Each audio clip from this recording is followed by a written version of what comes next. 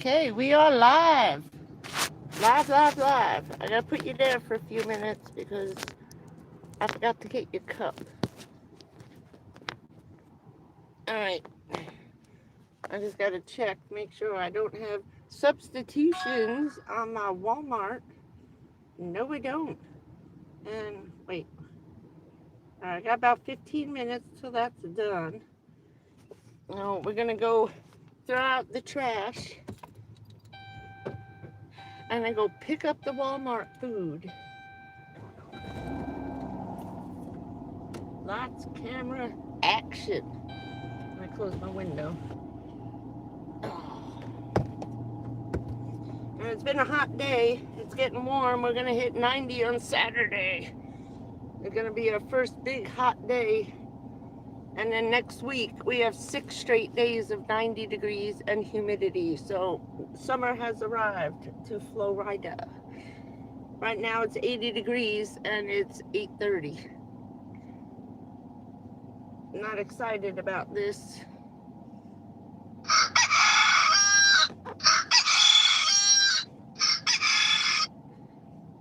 That was a live stream alarm. Sorry.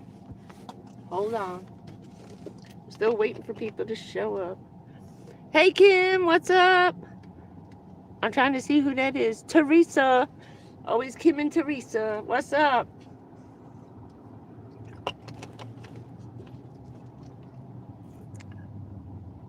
Hey Bridget. And I lost my glasses the other day cleaning out the van. Hello Cheryl. Hello MC. I remember you from last time. Hey, I'm just on my way over to the Walmart. I'm in another parking lot where I'm gonna be hanging out tonight. Gonna go to the gas station, throw out the garbage, and then sit and wait for 20 minutes for the Walmart order to come out. So let's go for a ride. And it's gonna be a really slow ride because there's been a lot going on for the last 2 weeks. I know I disappeared. There's been a lot going on and not much of it really any good. Oh shit. Wrong window.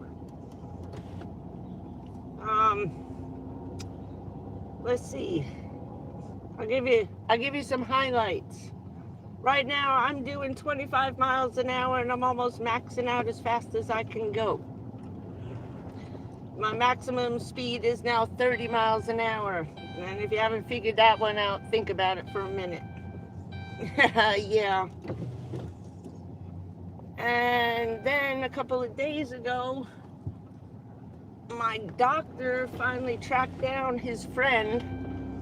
It was a radiologist that we wanted to look at what's been going on with me because I needed a really good cancer specialist, radiologist, and he got him finally.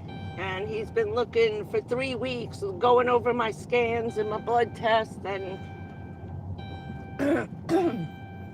the lady in the emergency room, when I went last August, had told me to call my cancer specialist, but she never said why.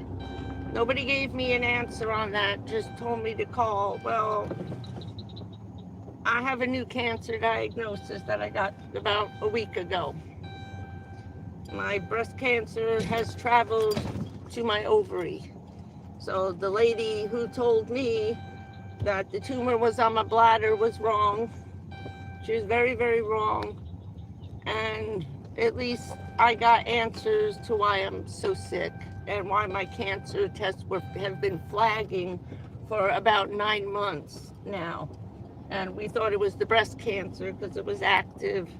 And I'm trying to say this as fast as I can without freaking out over it. I just spent the week a little depressed because that's not what I wanted to hear. But in case you didn't know, ovarian cancer shuts down your entire digestive system. So that's what's wrong with me and why I can't eat. I had no idea it could do that. Who would think that had anything to do with your stomach or going potty, if I say that nicely. It's shutting down my bladder. It's wreaking havoc that I had no idea it could do that. So you're having issues with eating and strange things are happening. There's about 12 different things that ovarian cancer does to your body. And we found out why. Ooh, an empty garbage can, bonus. It's the left ovary, and that's why the cancer settled into my left hip. Yeah, it goes right into the causes bone cancer and is deteriorating my left hip. Now we understand what's happening. But you see how long it took since August to get all this under control and actually get an answer. That's the hardest part of it. Is the waiting and how long it takes. And generally it takes about 9 months to get a diagnosis. Garbage time. Hold on a minute. Ugh. Yuck.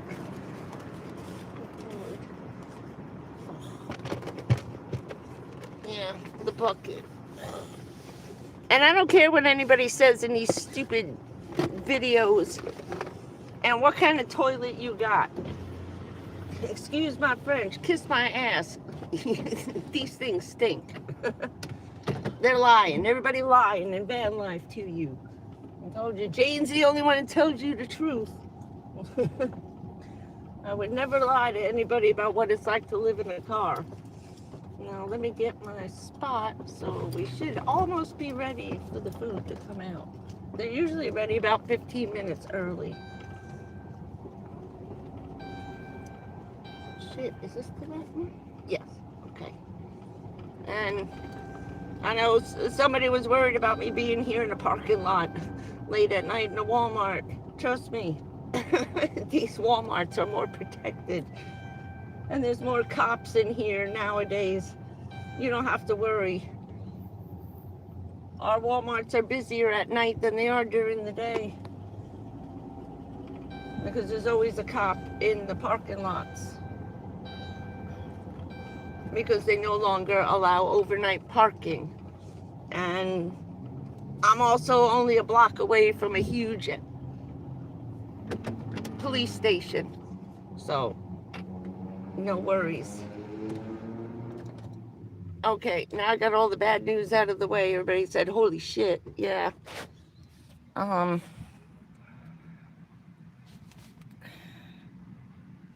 Well, it's, what time is it? 8:30. The sun just went down, about 20 after.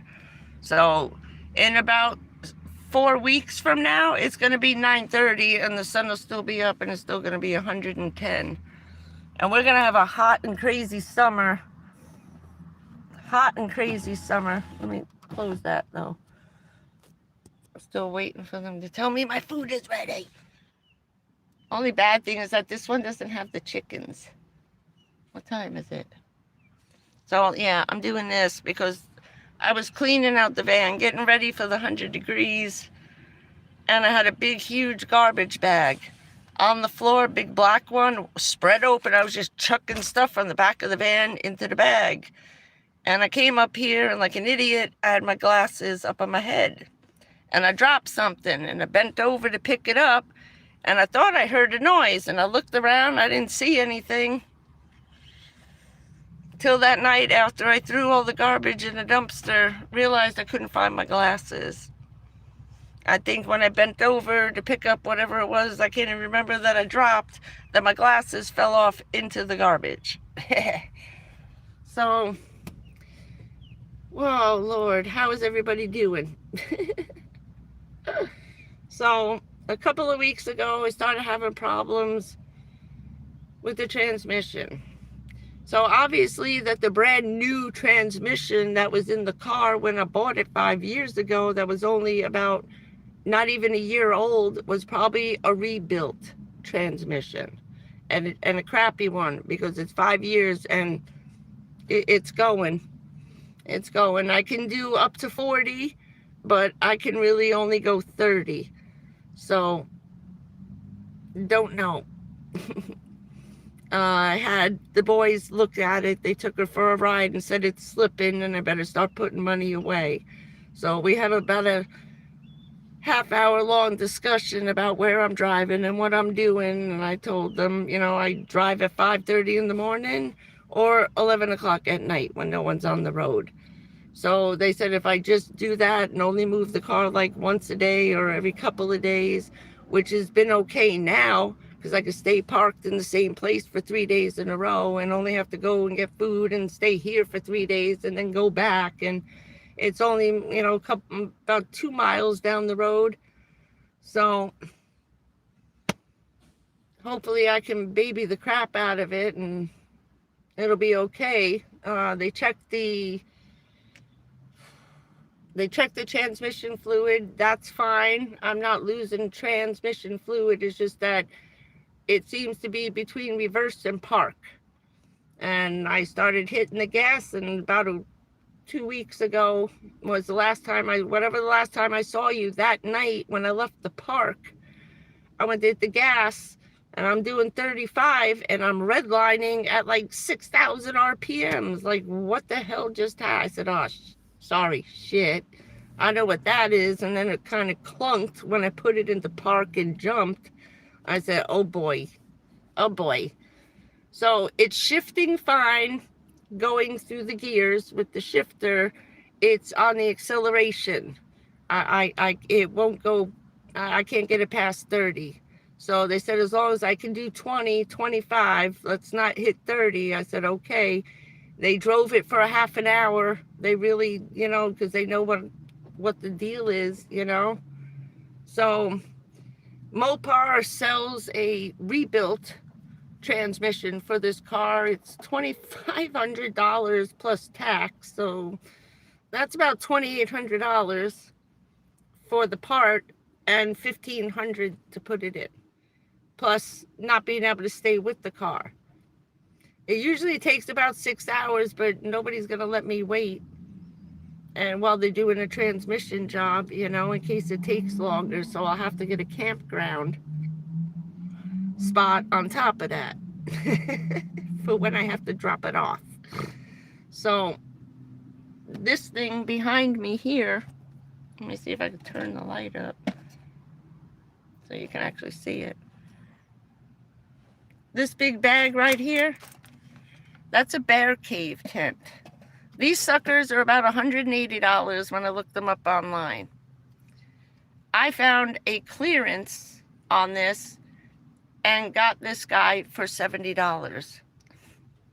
So I took the gas money I'm not using for the rest of this month and bought that. Because I figured either A, I could grab a couple of campsites, maybe 3 days a week, and stay in the park so I wouldn't have to move every other day, and maybe Walmart would deliver the food to there. They raised their rates to $40 a night. $80 for 48 hours. And it's not as stupendous. This is a ramshackle, clean, but no frills campground. There ain't nothing big. It's a crappy old shower house. There's nothing great to be charging $40 a night. They went from $16, $18, and $22 to now $25 for no electricity, no water, just tent camping. And Jane ain't gonna be happy about sleeping in no freaking tent for a night. I'm telling you that. I'm not gonna sleep that night that I don't have the car. I'm trying not to think about it. It's going to be at least till Christmas until I can come up with that. Over the weekend, I'm going to start a GoFundMe probably on Monday. Still no food ready yet. Almost time. Have to do another GoFundMe for that. And I still got to fix the gasket They knocked $200 off of that. So I went from $980 to $780 because they know I gotta change the transmission. So Firestone's giving me a break on that one. It was supposed to be $1,300. They dropped it down to $980, and now they're gonna throw on another discount and make it $780.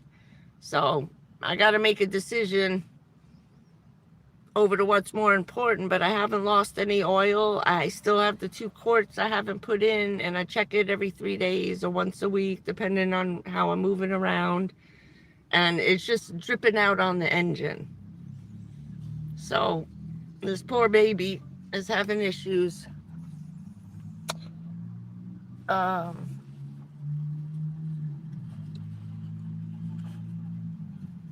Play 2000.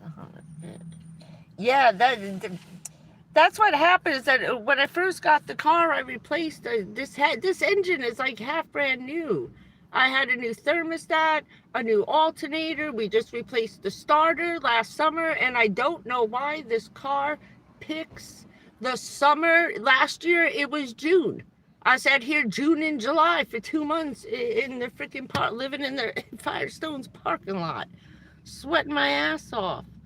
So I found another place that'll let me spend the night that's closer to a place where I can go during the day and hang out with my friend, and we can open the doors and get out of the van, because I'm not spending another 3 months of this summer, and it's going to be hot.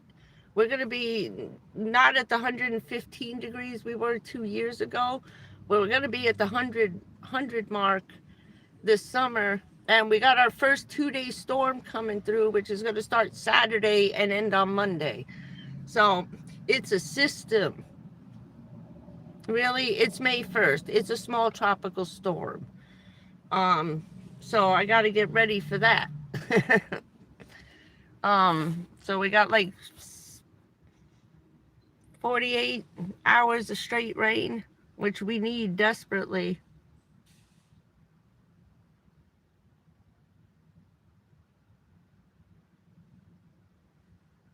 Oh, honey, I can't even, I have no money. I have no money. Nobody, and this car is in, with the amount that's got to be done, you know, I'm looking at $3,500 to put in the transmission, plus another $800 to fix the leak. And they think they found another leak. There's another place where oil seems to be coming out. They spent an hour and a half on this car checking stuff out, and they didn't charge me for it. I had to get a tire fixed, and that's all they charged. They charged me for plugging the tire and $20 to check the transmission fluid. And before you go ape shit, they had to remove an entire wire harness and a plate, because the hole where you put a dipstick in to check my transmission fluid is sealed. Some of these cars, you never change the transmission fluid. You change it at like 160,000 miles. So I've only put on 45,000 since I got the car with the transmission, maybe 9 months old. So they said it's fine. Don't worry about the transmission. I was hoping it was a sensor for $800. Praying it was a sensor and not the transmission. So they gave me an hour and a half's worth of labor and never charged me for it. Never charged me for nothing. They plugged it into the computer, and normally that's $50. Nothing. They charged me nothing. Just the tire and the $20 that they had to pull the plates and stuff off the car. That took them 20 minutes. So it's like $1 a minute to check the transmission fluid on this thing. Yeah, I wish. Problem is that when I put it into park that day, oh, we're done. Hold on, let me tell them I'm here. Oh, where are you now? All right, hold on. Yes, I know, great news. I'm here already, dummies. Where am I in? Number 2. I'm on my way.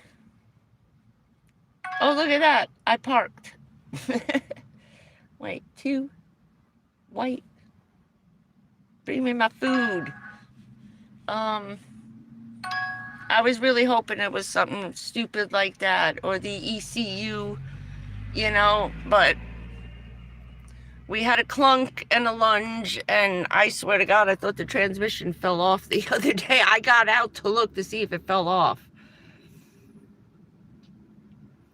I also have no credit. I have no credit. I couldn't even use this car as a down payment. Nobody's gonna take it. Not with having to put in a new transmission or even the replacement.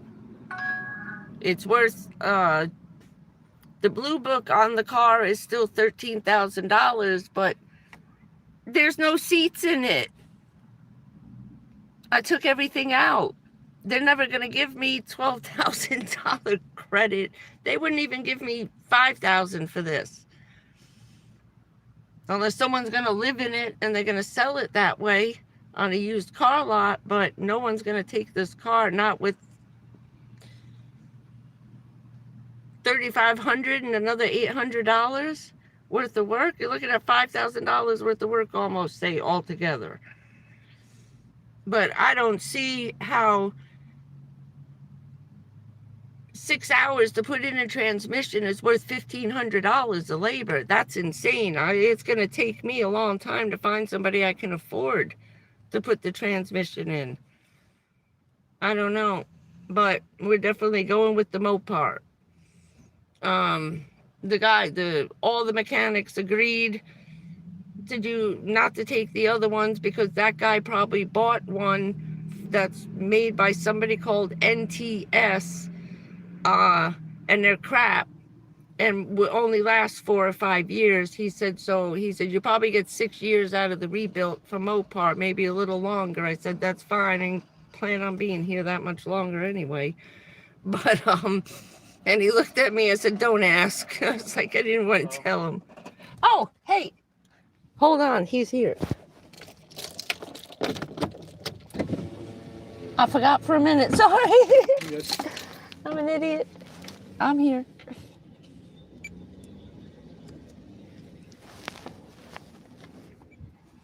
Hold on, I'm getting food.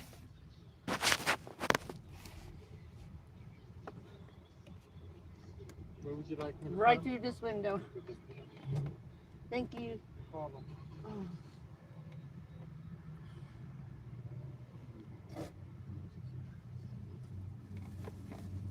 Did he have it? Yeah, I think so. Oh yeah, that's good. I got it. Thank you. Kind of ice cream for dinner.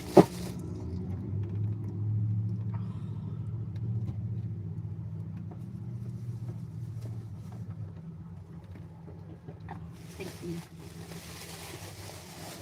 Yeah, we get to put away groceries.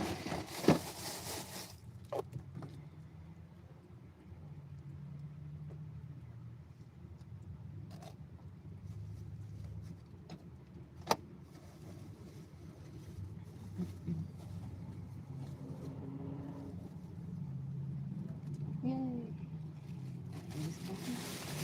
You can just drop it on my lap. Oh, okay. Thank you. Is that it? Oh no. Oh, the water. Crap, I forgot. Giant things of water coming. Yeah, I know, I forgot. 2 and 3. All right. I forgot I ordered water. Okay, that's it? Yeah. Thanks. You too. I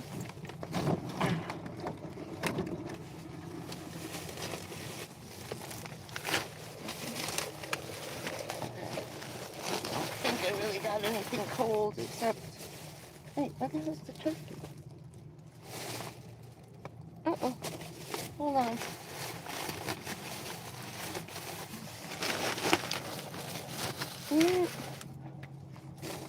Oh, okay, it's with the milk. Never mind. Hold on. 5 stars.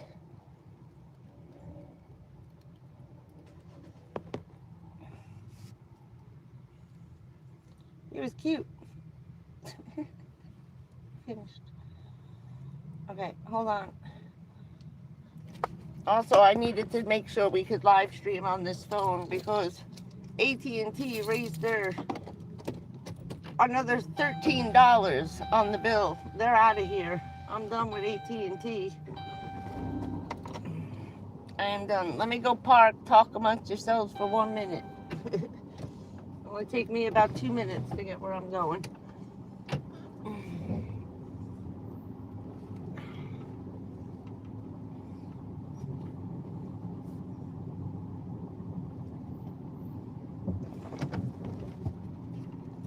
And the reason why I come to this place is at any time of the day, there's usually about 20 firemen in here shopping. So we got fire departments and police stations right in the next parking lot. And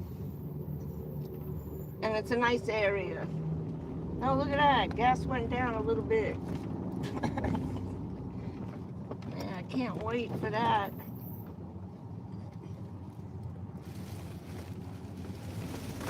I'm nervous about putting in 15% ethanol in a car that runs on 10%.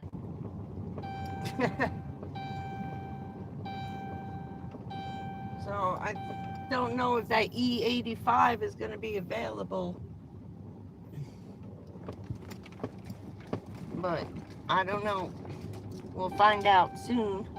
Because that starts on Friday here in Florida. Well, in Florida, the whole country. See, it just wants to keep going.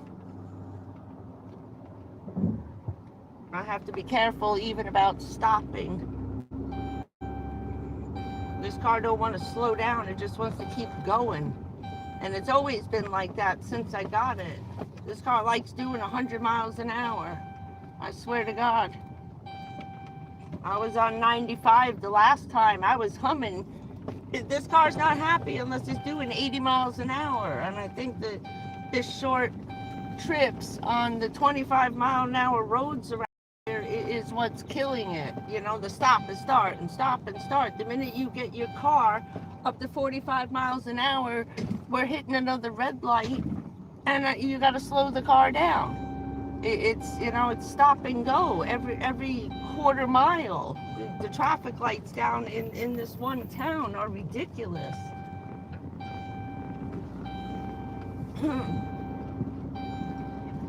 I'm almost there. Hold on. How is that legal? This guy's got a big ass motorcycle on the front of his RV, and he's got a small RV, tiny one, like one of those little stubby short ones. Yeah, it's stupid. You got the right of way. There we go. Yeah, car's coming in, jackass. What was I saying? Oh, so this guy's riding around with a Harley Davidson on the front of his RV. Dude, I don't know how long you've been in Florida, but that's probably the stupidest place to put that motorcycle. There's more head-on collisions down here than there are rear-end collisions. And where am I going here? I'll be behind her right here. I'm back.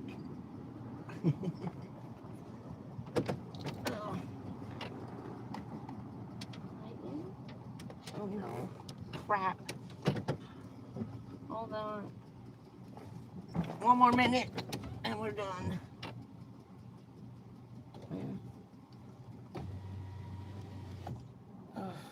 Damn, it's hot already. I don't even want the windows open, but I got to. Okay, terrific. All right, we'll catch up on the words in a second. An ice cream for dinner. I just gotta get the water out of my way so I can sit down. Oh, yeah. And I'll go back and read everything in a few minutes when I get my other glasses.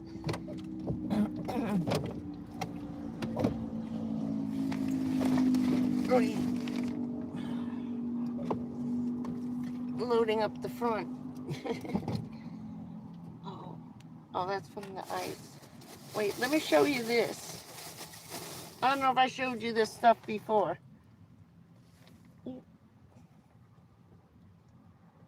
I could drink this whole thing right now. There's nothing bad in it. And it is the most unbelievable coconut almond milk I've ever had in my life. Really good. I gave it to my friend. She loves it too.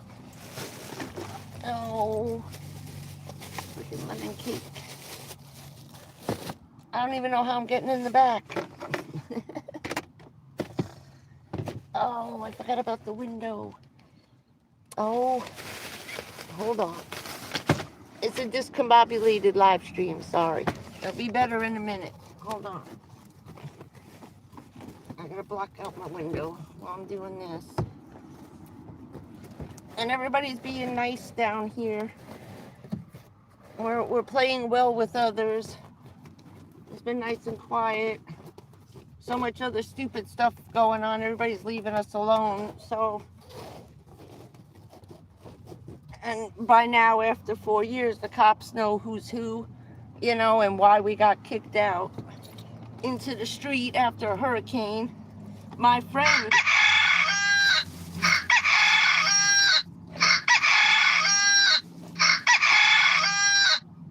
Alarm.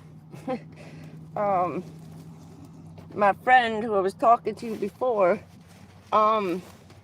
she lost her house during the same hurricanes. Nicole and Ian. Only she stayed longer than I did. She got an extra year. She got an extra 12 months before they hit her trailer park. Oh, yeah. And the dollar store sells these guys $5 for a double. Now this Dodge Grand Caravan has a huge windshield the size of a pickup truck. That's why I say this is not your mommy's minivan. This is your dad's. This is basically a giant hillbilly pickup truck that just looks like a minivan. $5. I had to get another one because I'm going to be doing a lot of sitting in the sun, so I could block out both the entire front of the car in black. So I'm all set for next week. And Saturday is going to be bad when that storm comes. I got to get out of the seat. Let's go in the back. Ah! Excuse my butt in your face. You'll be with me in a minute. Okay, now we can start. I need the light. The light. There we go. Look at that. Holy crap. I gotta find a place to put you in. Hold on. Get off. Okay.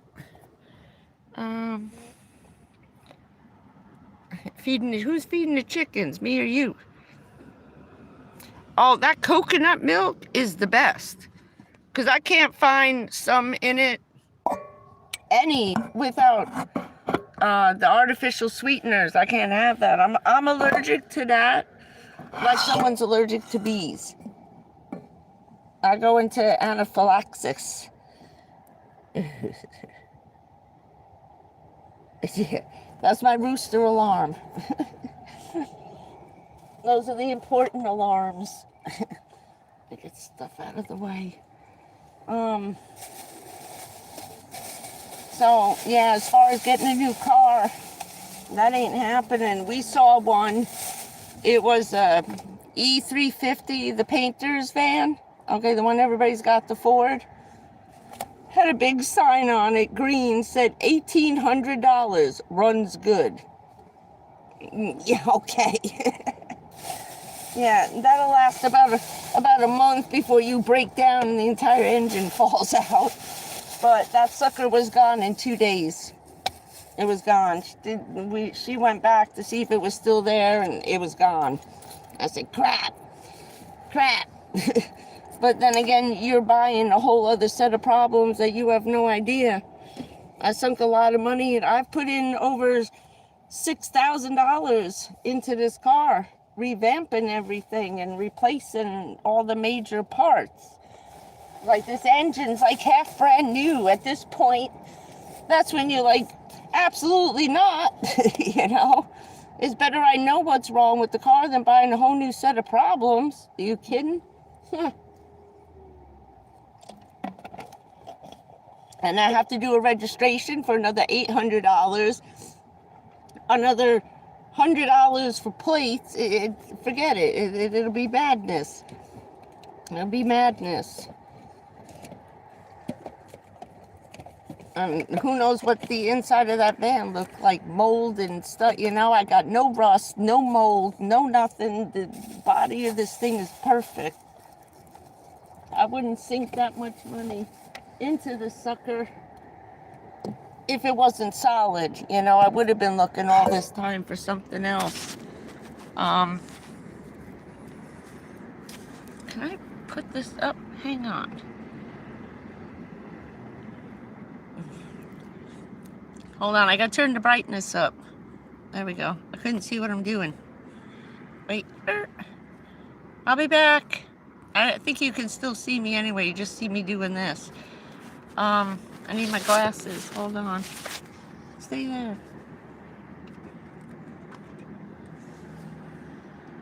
Now I'm stuck with the red ones. There we go.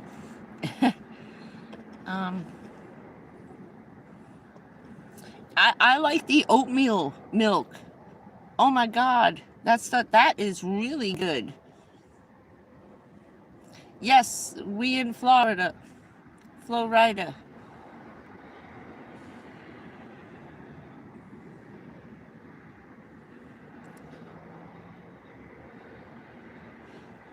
Yeah, the cough is the cough is my. Ooh, I've been doing a lot of coughing lately again. Everything's doing its thing. Like, I have throat cancer, and here, you see that big thing moving back and forth. This is from the ash cloud, all the crap that went down my throat when the towers came down. The huge lump in my throat. And it affects my vocal cords. Sometimes they get too tight, and then sometimes they get very loose. And I go to speak, and nothing comes out. I'm trying to move everybody around here, because I gotta get the food in. So, yeah, those were the things. Those are the things. I have no credit at all. When I went on disability in 2003, about a week after I signed the papers for disability, I hadn't even talked to my primary care because I didn't need him to get on. So I had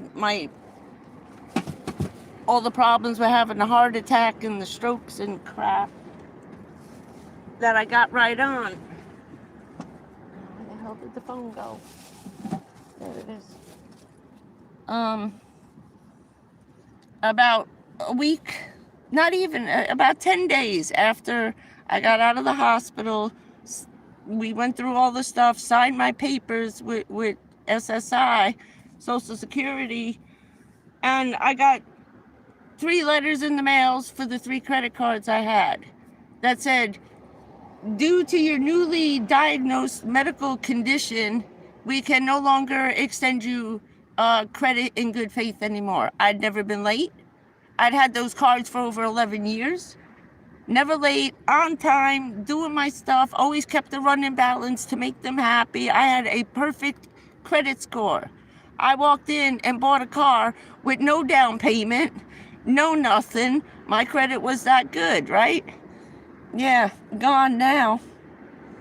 22 years on disability. That's this year makes 22 years that I've been on disability since I went on a year and 9 months after 9/11. I had my first heart attack. A year later, I had the second, and then I had a stroke on the same day in the hospital, in the emergency room. So that's been that. There's too many years of not working. Nobody will give me anything. And the used car lots down here, that no credit, bad credit, they want $300 a week. Or $175 a week. Who the hell's got $200 a week to pay on a car? Are you kidding me? It's like, dude, I make $800 a month. I'm just making the phone payment, the car insurance, and everything else. And down here, you gotta have crazy ass coverage. I pay $200 a month for car insurance. I have like a $200,000 coverage in case I hurt someone, so no one can sue me. I got crazy insurance because people do crap down here. Well, they'll run into you or walk out in front of your car hoping you hit them and they sue you. No, and the land of lawyers in Florida is insane. Insane. And it's like no fault. It's like everybody's fault. But if you're the one who caused the accident, say, forget it. I was only in one little tap down here this whole time. Thank you, Lord Jesus. But yeah, these people are sue happy. It's crazy. Crazy. Yes, the chat is on. That's the original talking about me talking and explaining stuff. This channel originally was about September 11th. That's how I started. If you look at the first two videos in 2020, that's how old this channel is. Over 6 years old. I started it as a first responder to tell everybody what's happening because we were being called liars and we didn't get anything covered. I need a little, hold on. Dinner. We weren't covered for anything until, and I know everybody hates him, but El Presidente, he spent over $20 million and about 6 to 10 years doing research and having these guys take samples from New York and New Jersey. He helped us both responders. And now we are 100% covered, no questions asked, not calling us liars and hypochondriacs and bullshit. And he got the real list. In the beginning, it was only 10 things they said that was toxic and all that crap coming down, including the airplane explosions that we were standing there and got covered in jet fuel. And he got it, and he did it all himself out of his own pocket. And I couldn't believe that he did that for us. And if it weren't for him doing that, I would have never got my diagnosis. I would have never got the little raise I did in SSI. I am pre-approved since 2018. I don't have to open a claim. I don't have to ask for pre-approval on operations, doctors, nothing. They said, you do what you got to do and just send us the bill. Yeah, no questions asked. That's why they give me so little money. Because all that's covered. I only get $75 of my check comes from September 11th. The rest of that is just regular SSI. So the only money I'm being paid by the government for what happened to me is $75 a month. Isn't that nice? Yeah. That's a nice solid amount, right? For what happened. Hold on. I didn't open the window.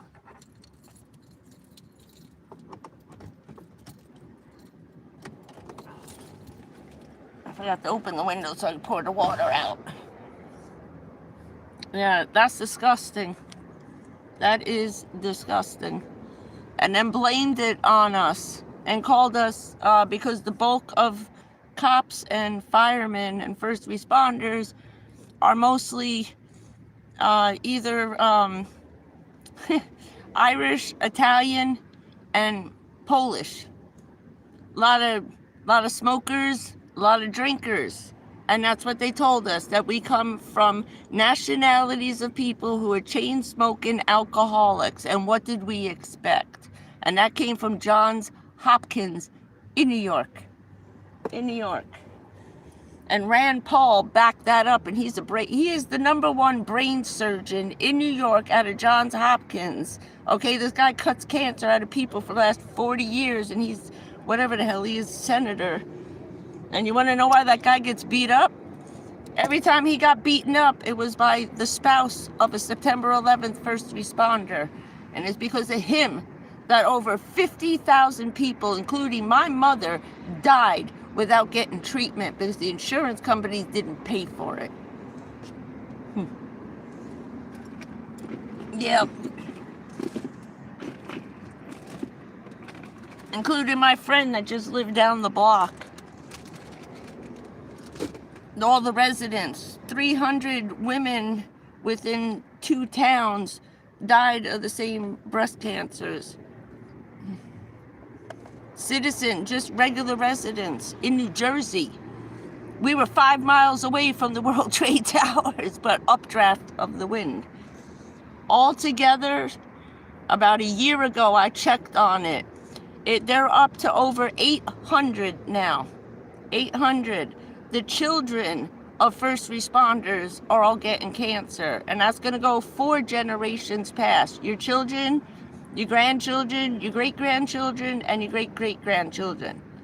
5 generations, all going to get cancer. That's why I lost all my children, because they lied to us.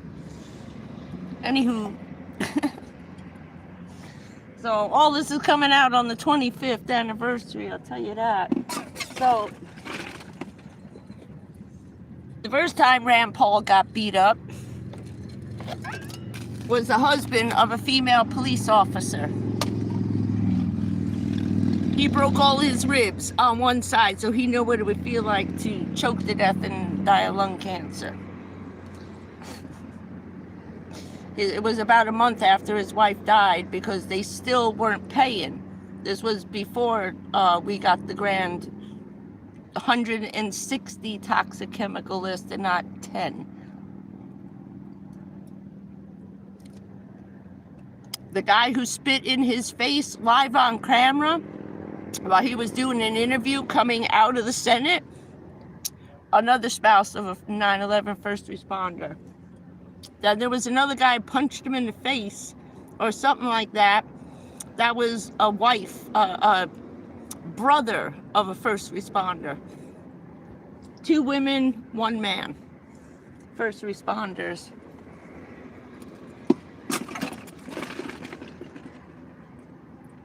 Plus the 11 children who died in my town of leukemia that you can only get from toxic chemical poisoning.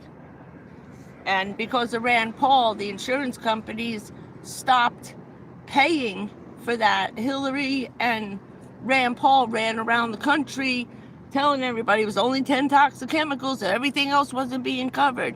11 of my friends' children from the age of 5 to 13. We had 7 funerals in 1 week. We had 1 a day. 1 a day. All 11 children died, by the way, because the insurance company listened to those 2, took that little list and said, bye-bye. $30,000 a pop for the treatment. No one had that money. You know how many fundraisers we had?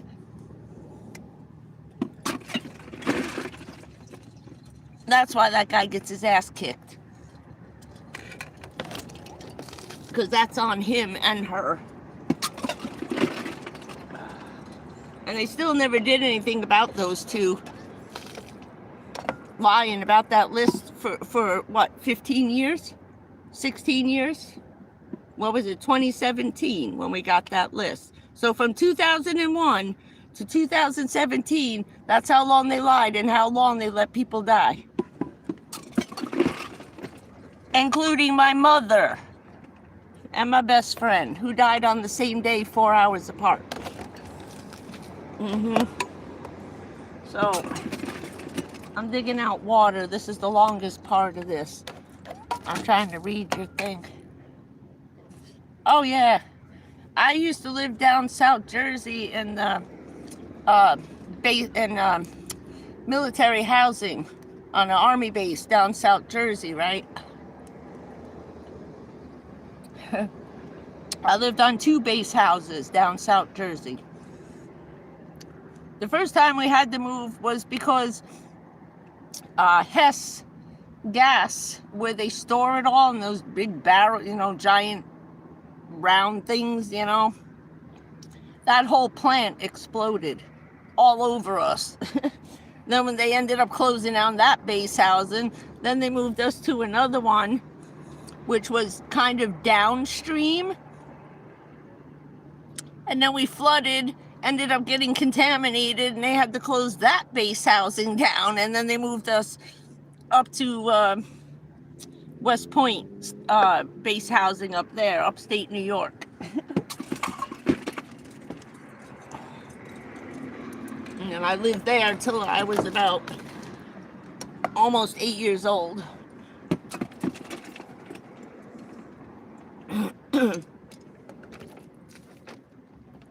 But yeah, so many people got sick from all that. Am I almost done there? Hold on.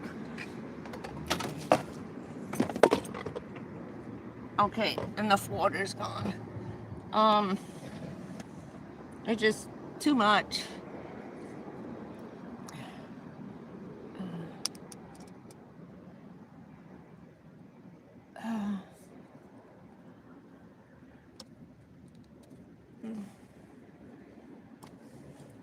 Oh, they don't care. That's why I quit my job. I was running for state representative. I was about to work for Governor Whitman. She was the first female governor of New Jersey. And she offered me to be her personal assistant because the personal assistant she had, they had made her deputy governor. And then when Whitman was not gonna run anymore, she was too old. I think she was getting sick. Her deputy governor ran, but she got beat by a man. Anywho, I almost ended up being deputy governor. And I turned that down because my mom was sick. It would have meant me moving 3 hours away from her, and I wasn't having that.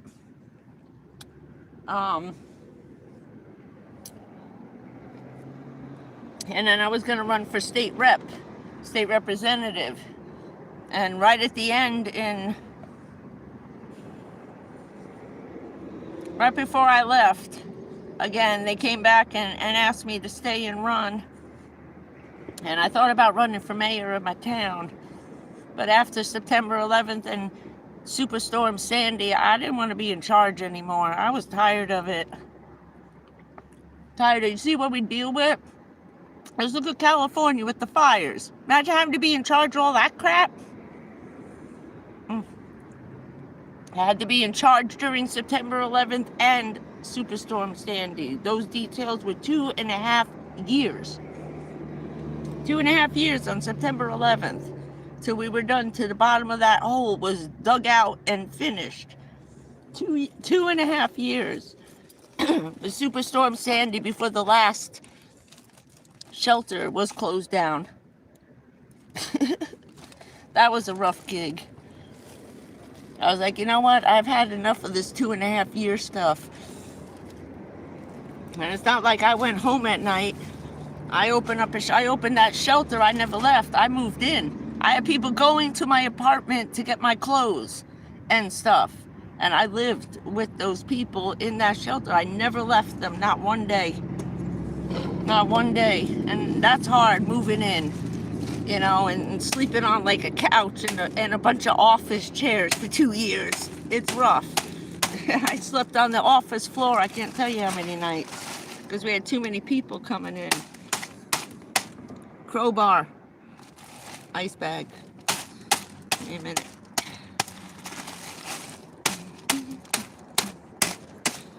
But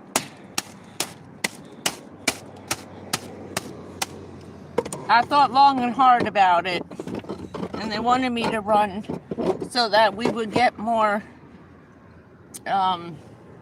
publicity on this. And I thought, you see what happens when you put a bullseye on you? I don't want to be sitting there on TV. I don't want to be sitting in that hot seat in front of Congress. I almost ended up there once. Just because I overheard something by accident. Talk about being in the wrong place at the wrong time in the wrong room. I was like, damn. I said, I was only in there for a minute. You were in the room. I didn't feel like getting grilled by a young Nancy Pelosi and Congressman Biden. That's how old that was. Where's my milk? I lost my milk. There it is. I gotta get that in. Get off. Let go. Yelling at the ice bag. But, yeah. And that was Christine Whitman. Not friggin' Burger Boy Christy. We actually threw President Obama and Governor Chris Christie. They showed up at our place. They went to one shelter evacuation center. They filmed so much video walking around that town that they made it look like on the news that he went to 8 different centers. He only went to 1. They showed up with a gallon of Dunkin' Donuts coffee and 2 boxes of Krispy Kremes. This is why we call him Krispy Kreme. All right, Governor Chris Christie, the dude. This is where they started from, and this is why Trump busts his chops all the time. They showed up for a photo op, and that's all they brought. They were supposed to be coming with supplies. They bought a gallon of coffee for the 2 of them and 2 boxes of donuts for them and Obama's 2 Secret Service guys. They never brought supplies. They were supposed to be showing up with a tractor trailer full of food, and all they did was show up with 2 boxes of donuts for 500 people, starving because we were running out of food. And that's, now you know the true story about why everybody calls him Krispy Kreme. What a piece of crap. That man was covered in powdered sugar. He was a slob. His suits were wrinkled. They were dirty. He was a pig. That man was just a pig pig. Ugh. Just gross. You're the governor of New Jersey, and you're walking around in a dirty, wrinkled suit covered in powdered sugar and coffee stains. He's disgusting. That's why no one likes him. They just don't say it out loud. And we got flan. And I get all this in and the ice.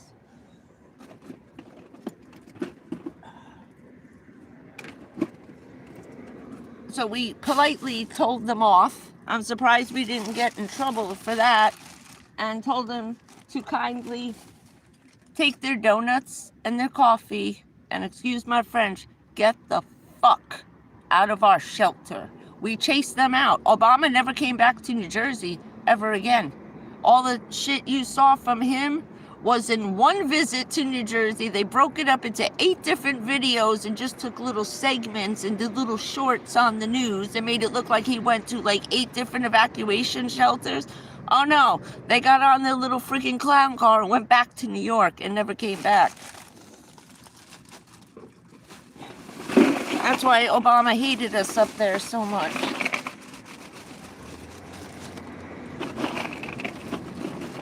The hell with him.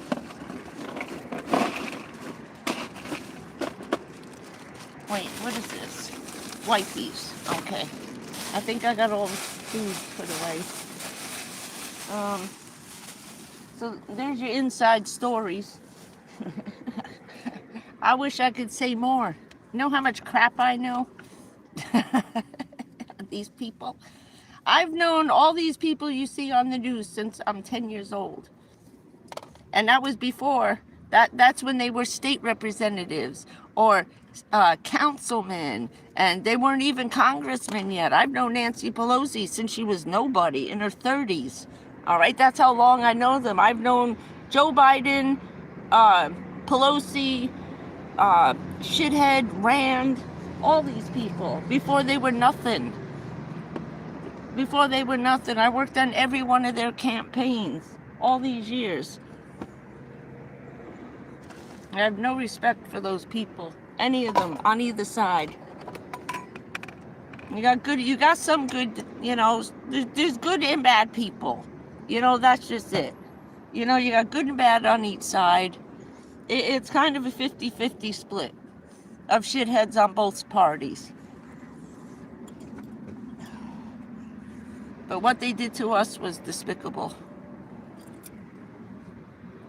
100,000 people dead because they didn't want to tell everybody they were contaminated. And tell everybody that their 5 generations of the children were all going to die of cancer. There's first responders whose children lived to be, it's 25 years this year. Some of them lived to be 18. Some of them died at 16. Some of them were little kids.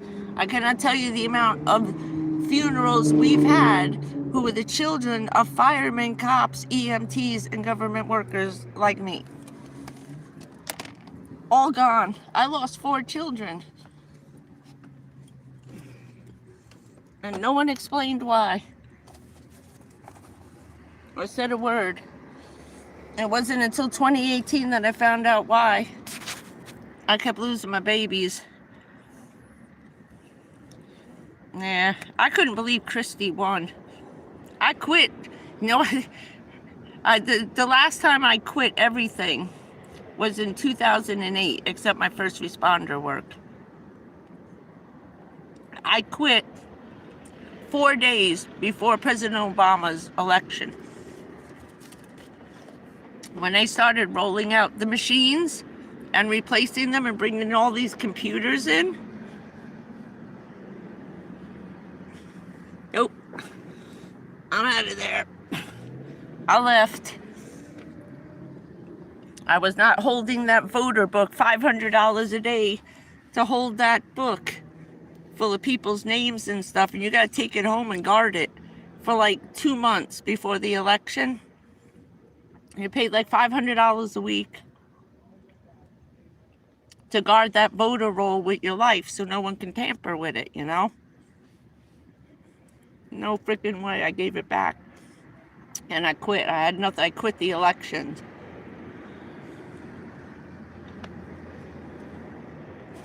And ended up making a lot of enemies for that.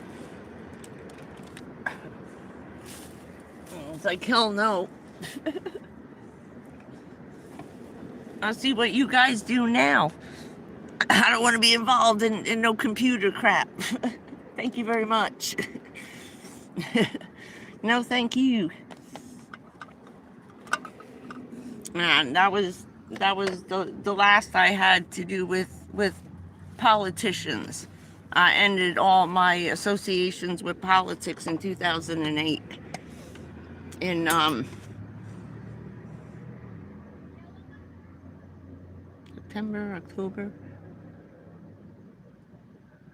Yeah, right around Halloween. Right around Halloween, I quit. I brought the book back, said I quit. Goodbye. I'm out of here. Have fun. I ain't going to jail. Oh, yeah. Got a good memory.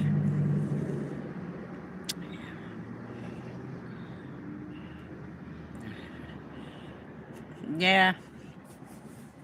It just, they sicken me. You know, I thought I could do good. You know, I just wanted to be a state representative so I could continue my work with the veterans and the senior citizens and disabled people. I just wanted to keep expanding what I was doing as an advocate. And they offered me the job and said, yeah, you run, we'll put you in, and we don't give a shit, you're doing a good job. You want to keep running, you want to do better than you're doing now with that senior center. We had 25 people when I first took over. 11 years later, we had over 2,000 people.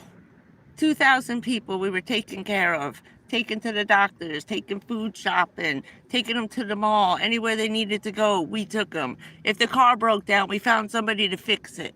You know, we brought it to the town hall, and the mechanic who was fixing the cop cars would help people out.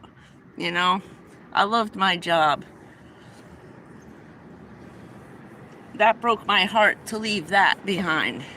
We started Second Harvest through my senior center with the Mission Kitchen in New York. They were a soup kitchen, and they couldn't get funding because they weren't cooking solid food. I just gotta close this window. There's somebody behind me here. Hold on. Somebody just pulled in the parking lot. It's busy here.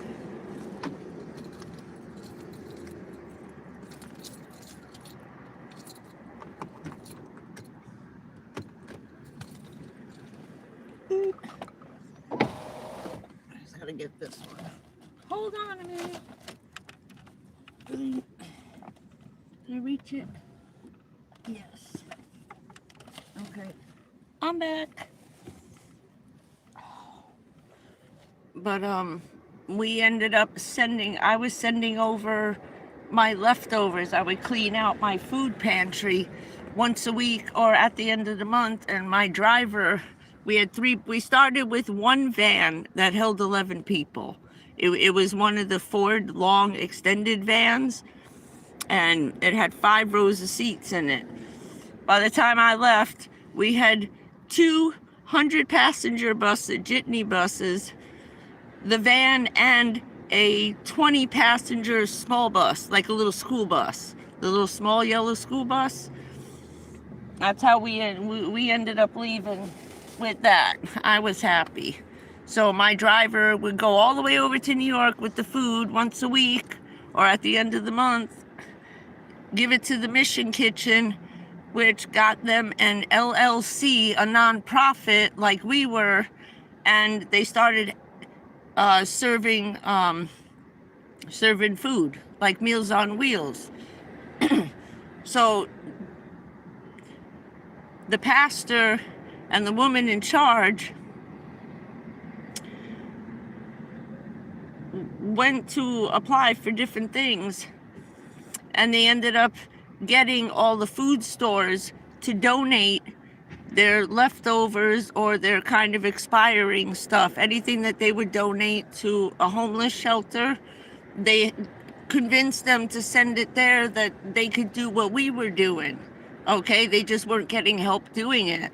And we used to hang out there. It was a soup kitchen when I was in high school, and we used to go there, and for $1 you could get this huge bowl of soup. So I knew that lady since I was in high school. Now, her name was Pastor Robin. My friend who was running the senior center with me, her name was Robin. Pastor Robin's assistant, his name was Jennifer. My name, not Jane, Jennifer. So we laughed.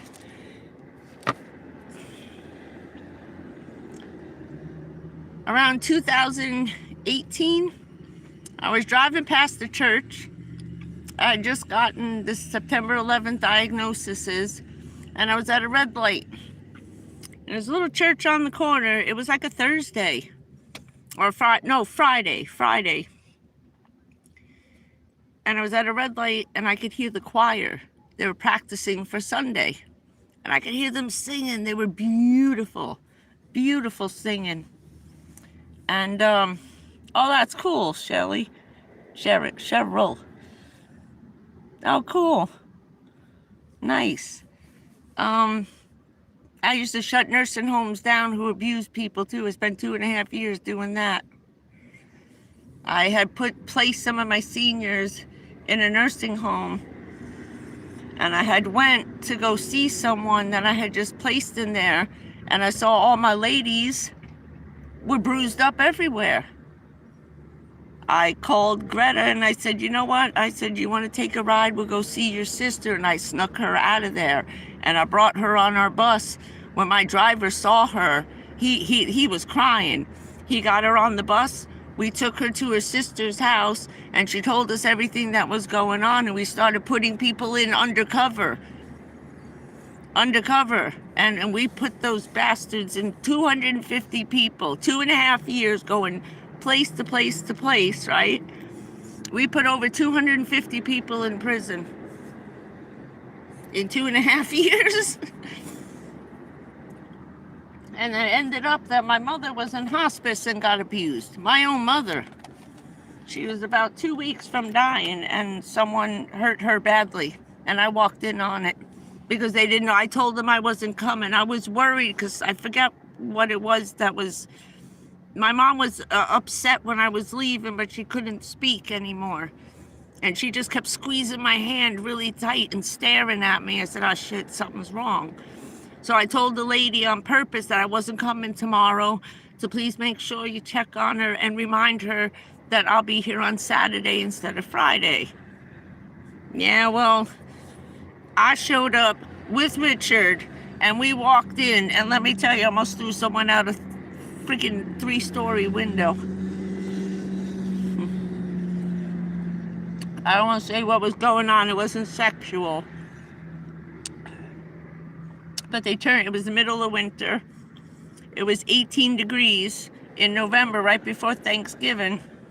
Because my mom died like a couple of days later, right before Thanksgiving. And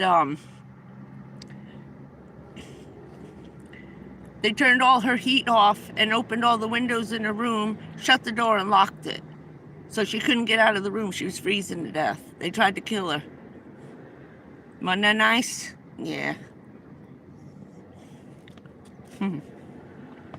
They got 25 years in prison for that.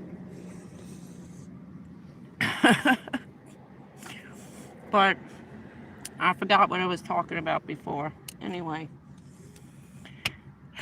So that's what's going on. I'm babbling. I'm nervous about this car. I can't believe this has happened. I thought the one thing I didn't have to worry about was this transmission. But obviously it was a crappy rebuilt one.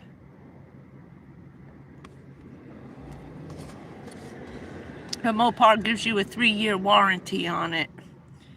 So all the mechanics agreed that that's the one I gotta get. Just trying to find someone who knows what they're doing. They're not gonna charge $190 an hour to put it in because it's insane. It's $180 an hour for labor down here.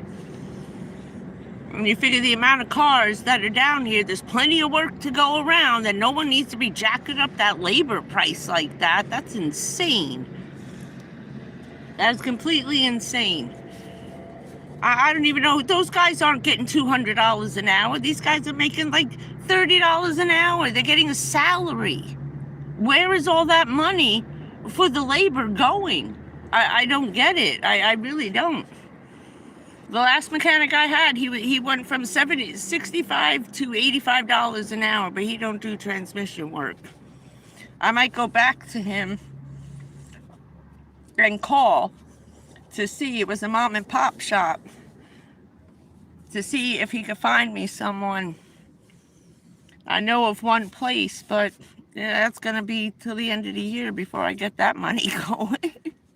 That's why I'm canceling the AT&T phone. I'm taking that money and putting it away every month. Ugh. The only good thing is that it looks like I'm gonna get my life back and have access to my money now, so I'll be able to save my gas money that I'm not using because I'm not traveling around, and put that away, you know. but you know, I'm looking at $250 a month. I'm looking at, you know, like $4,500. The transmission's got to get fixed first before the oil leak. You know, I'm afraid one day I'm gonna start the car, hit the gas, and it's gonna die. I'm just gonna be stuck wherever the hell I am.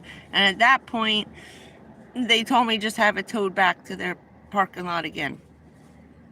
There's nothing I can do, and there's no other place I can go broke down like that. So I'm very lucky that these guys are being that nice and letting me stay at the back of their parking lot like that. Besides, they got free security guards. It's like, I said, you should stop complaining about people parking in your parking lot at night. Because with what's going on nowadays, you got free security. You got 20 people parking in your lot at night. You got 20 people with a cell phone videotaping anybody doing anything to your business. So what are you crying about? Nobody's gonna pull in and rob a store or do anything stupid with 20 cars in the parking lot. People filming on YouTube, right? No. So he said to me yesterday that when the shit hits the fan, tow it back here. Okay, I said okay. He told me where to put it in case it's late at night and they're closed or something. So he gave me a designated spot to get towed to, and I could just stay there till I raise the money. Whatever. I don't know what to do. Try not to think about it. Of course, the last 2 weeks I've had nothing but nightmares. Oh, I haven't slept in like 2 weeks now. Every night I have like nightmare after nightmare after nightmare. A car breaking down, tires falling off. I've had the craziest dreams. It's been nuts. Completely nuts. I'm trying to go back through this.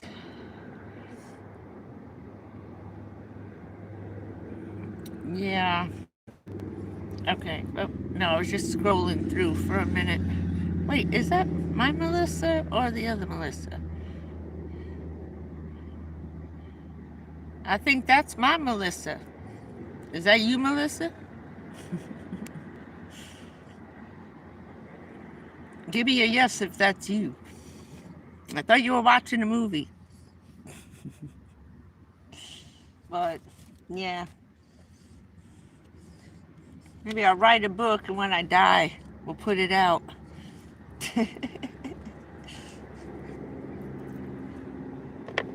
I should write a book. Just, I'll put the names out. Just put all this crazy crap. Okay. Okay. I thought you were my friend that's with me here.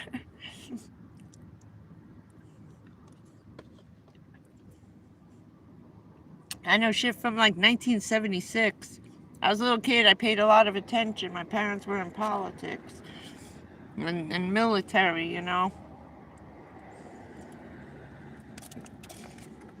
My mom was just looking for a good job while my dad was away, you know. He was supposed to be retiring in 76. He didn't retire till 87. And she was angry. She's like, you just came back from 11 years of Vietnam, and now they were going to be gone again. Then it went from Vietnam to the Middle East. And he was gone a year at a time, 2 years at a time. That was rough on her. And she needed a job she could depend on because we never knew where the hell my father was from time to time.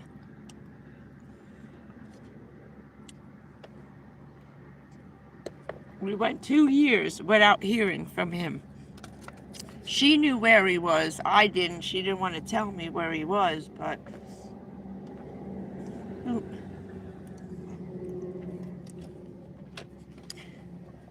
He was on a long extended tour rescuing Israeli gymnasts, athletes, if you remember that, they got taken hostage in the 70s. Doing that.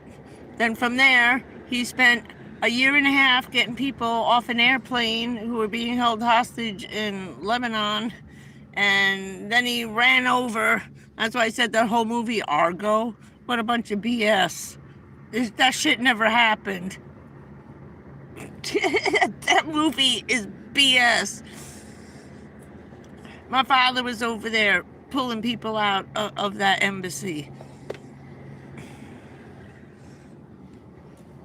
They called off the Marines and said, no, we weren't allowed in there, and then ended up sending Delta. So they called the Marines back, the Rangers, and snuck in Delta Force. No. Well, with my parents, yes. My father was married once after my mom. I have 2 brothers. Younger than me. Like 20 years younger.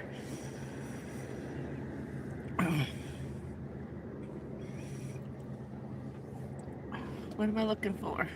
Something to drink. And probably the one thing I didn't get was iced tea. Ooh.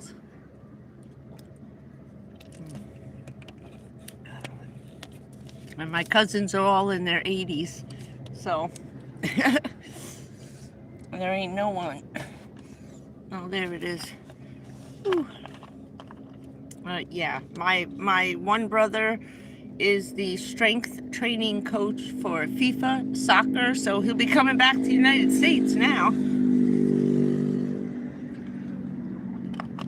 He's a bodybuilder, and he a couple of years ago, I first gotten here in 2015. He had just won a strongman competition. He beat out a Russian for the deadlift. It was 550 pounds. The Russian picked it up, did his thing, dropped the weight down. He went first. Then my brother came out. The shit's on YouTube too. If you look it up, you can see him. He came out. Brother's a big dude. Hundreds upon hundreds of bodybuilding, national, international, state. He started in college, and he gave up the Yankees to do bodybuilding. We all thought he was stupid. So my father screamed at him. He ended up coming out, lifted the 550, held it over his head, put it down, and then the Russian said something to him. He said, yeah? Watch this. He picked it up again, started doing this with it. Now you just lift it up, hold it, and then drop it. Oh no, he's up there like spinning shit around, and then he bent over, and then he fucking dropped it again. So he lifted it twice in a row. The Russian got so mad, he walked off the stage cursing and screaming. My brother won. Well, of course, he picked that shit up twice. And he doesn't look that big, but he's huge now. He is huge. So when FIFA, the guys who do the strength training and the weight training and stuff for FIFA saw that, they went to my brother's hotel room the next day and offered him the job, and he took it. He's making like freaking $1 million a year, beefing up all these soccer players. So I guess giving up the Yankees for that was probably a better deal. But I was proud of him. He loves doing what he's doing. He's got 2 kids, and they're happy, and they're all over in Europe now. I think they're living in Germany, or I forget the other country they were going to over there. Anyway, they're all living in Europe now. But I was wondering if he was coming back here for the big World Cup. He travels with them, takes care of their injuries, all kinds of stuff like that. He's got all kinds of crazy degrees and stuff for physical fitness and stuff. So, and it's funny because that's what my grandmother was.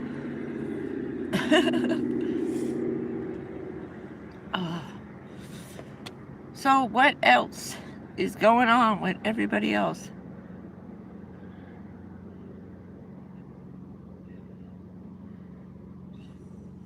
Oh, Belinda. Okay, I'm just seeing that. I'm coming from a mess here.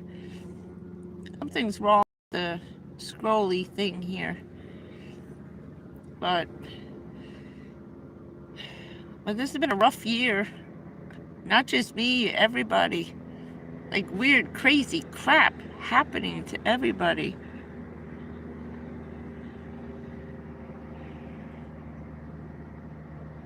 No, not so much, no. No, I don't even, I haven't talked to him and since he left.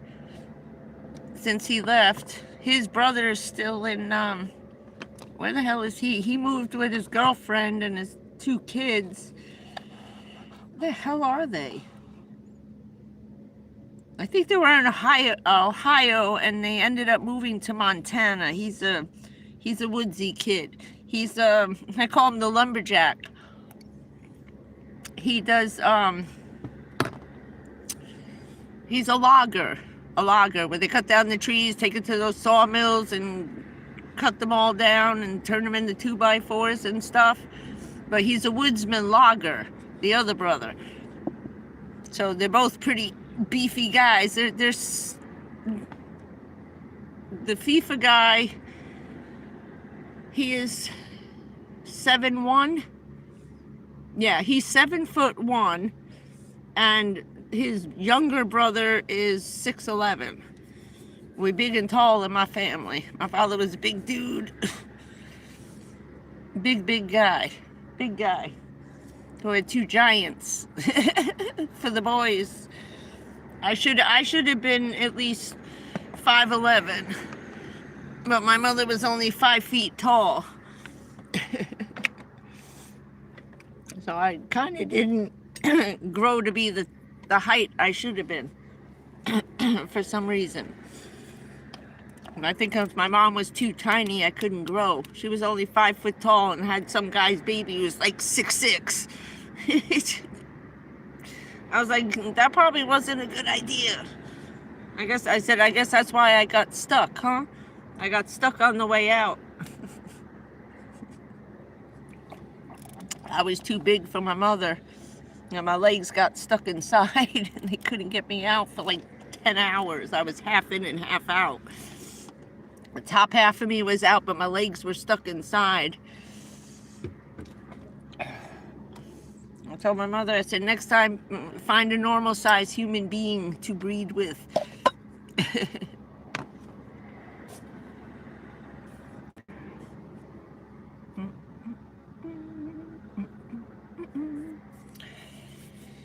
Let's see, what else? That's not. I'm glad that this is going. What are we up to? 1 hour and 28 minutes.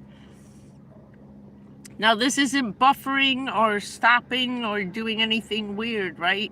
With the video, because we're testing this out because I'm about to get rid of that very expensive high-speed internet that's not working right anymore anyway. We got too many rockets going off and everything else over here. So I really wanted to check this out, and I've been putting it through the test. Oh, good. Thank you, Bridget. I need to make sure before I make a really bad decision. This is one of those prepaid things, but it's carried by Verizon. Now, Verizon got a lot better here than it used to be.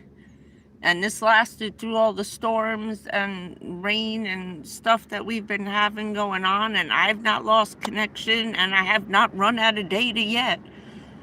So this is month number 2. And I have this sucker working 24 hours a day just to see how much I can use it running all day long. Either listening to iHeartRadio, watching YouTube, or Pluto TV all day. Oh, good. Okay, good.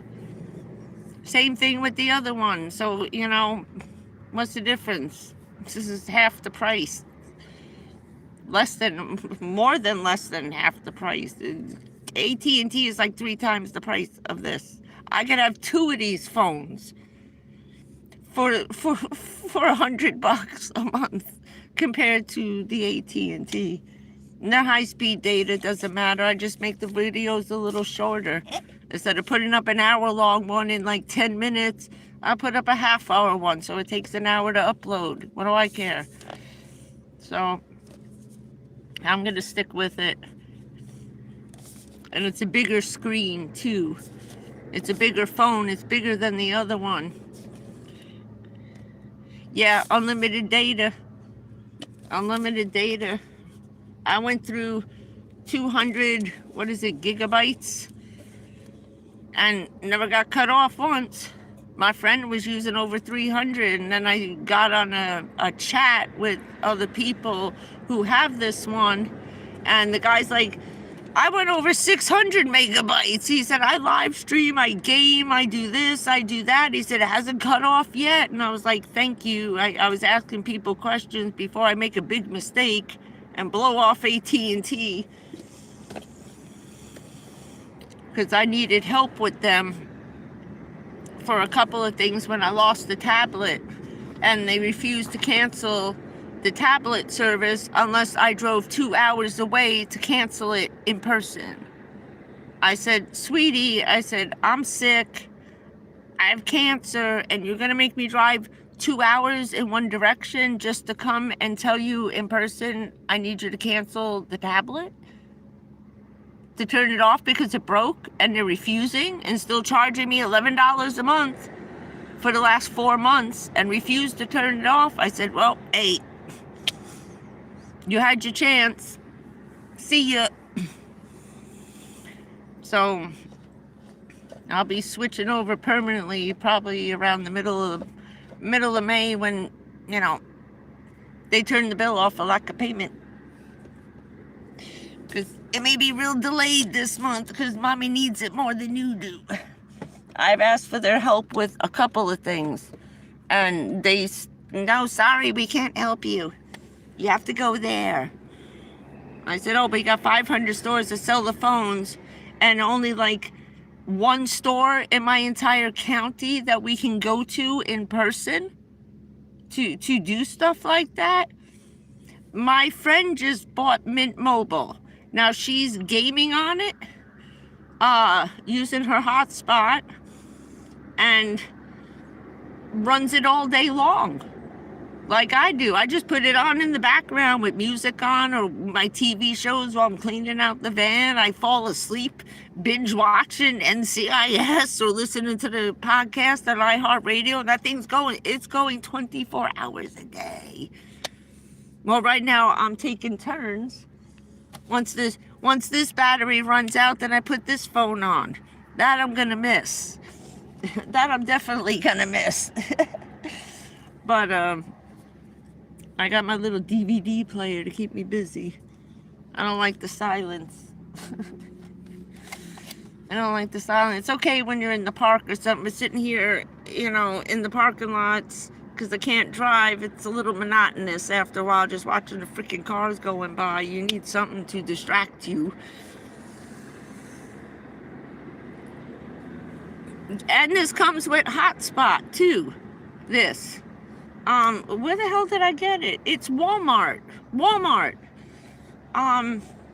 It said it was Cricket, but it's Straight Talk. And Straight Talk is run by Verizon. It runs off Verizon towers. Now Verizon and AT&T use the same towers. So what's the difference? But Mint Mobile is $15 a month. Getting back to that. You have to, if you pay, you have to pay for the whole year in advance. So it was, I think she paid like $280 in advance for the $15 a month. She hasn't run out. She has yet to run out. It has not turned off. Like I said, she's gaming on it and everything, and that takes a lot. She does that with someone in her family, a younger person, and they're a team in this game, and they're on like 8 hours. They spend the whole day with a whole group of people on this one game together, you know, doing their thing. And they were on for over 8 hours one day.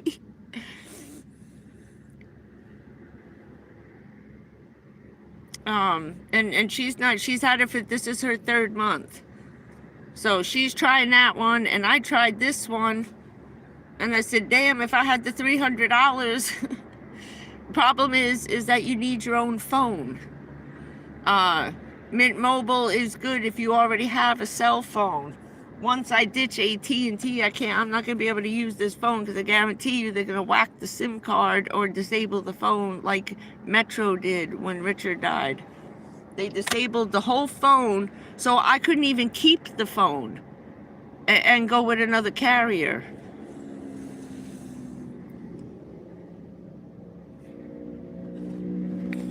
But that was a Metro piece of shit. Metro PCS, we called it Metro piece of shit.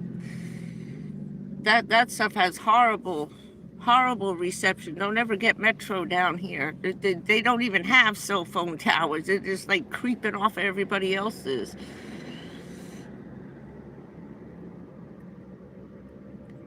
Oh, T-Mobile is Mint Mobile. Okay.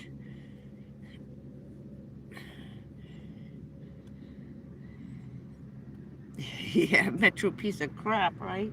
But yeah, I didn't realize that about the phones being locked and unlocked, and like I said, I was never allowed on any of these. This is the first time I've ever not had a government phone, ever, since 1993.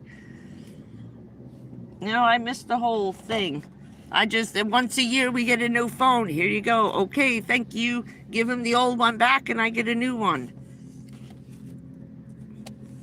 I wasn't allowed to have a private cell phone. I had to have the one the government gave me for work.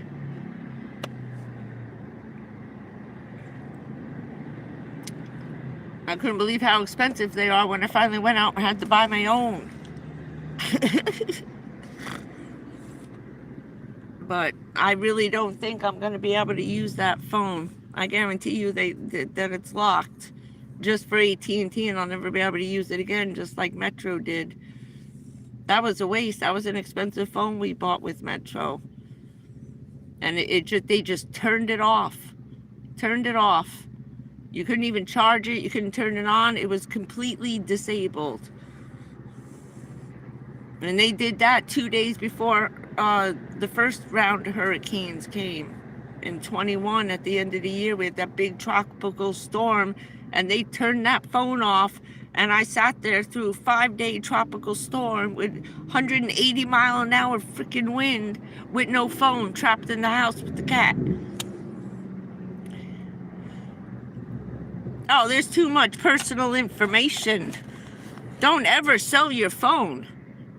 Don't ever, if you've ever used your credit card on here, ever, or typed your social security number, even if you pull the SIM card out, it's in here. That's why we were never allowed to have them. Ever. I never had a computer, I never had a laptop, not a BlackBerry. I wasn't allowed to have any of that. You can't wipe it clean, sweetie. No matter what you do, it's always in the phone. You'd have to take it apart and take certain pieces out. So when they tell you you're wiping it clean, you're not. You are not. That's why I was never allowed to have one. No government employee is allowed to have their own phone, ever. I have a whole drawer full of phones I've never thrown out for the last 20 years.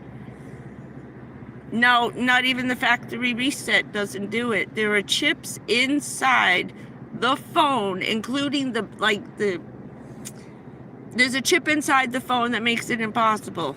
No matter what you do, it's there. I've seen them pull stuff out of a phone that was smashed to bits. Smashed to bits.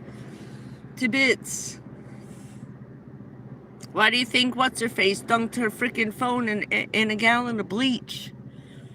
You understand? There's no way to do that. Ever. Don't ever sell your phone like that, people. No, no. Never, never, never. I had a drawer full of I've had every other phone of Richard's were in the house. Computers, laptops. He had a Palm Pilot. You don't throw that away. You lug it with you for the rest of your life, or you find a hole and bury it in the backyard.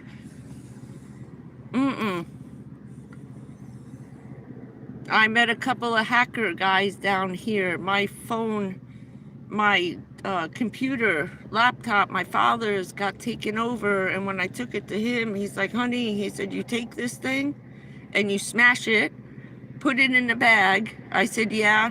I said, and do what? He said, bury it in the backyard. You can never give this shit away. And this was a guy whose entire house was a Faraday cage. This was a real hacker. Like you see the guys on TV. It was very expensive, and I needed help with something because I didn't understand what was going on with my dad's computer. There was some kind of crazy spyware in it that he had picked up from the military base. So that was his old personal work, Navy SEAL guy stuff.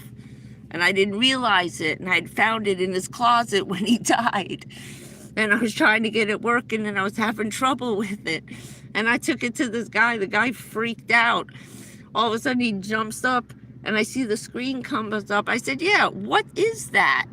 I said, why is that red screen coming up with the flashing, crazy letters and all this stuff? I said, that looks really bad, right?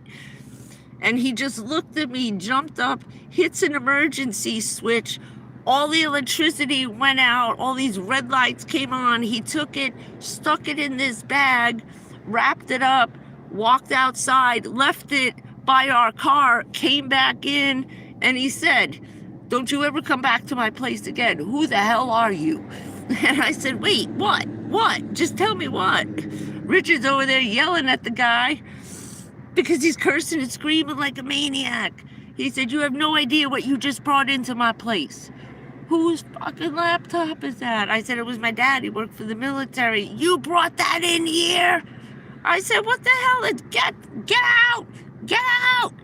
So when he got done yelling at us and came back out and apologized, after Richard talked to him and probably almost threatened to kill him, and he brought me back in the house and explained a whole bunch of stuff to me.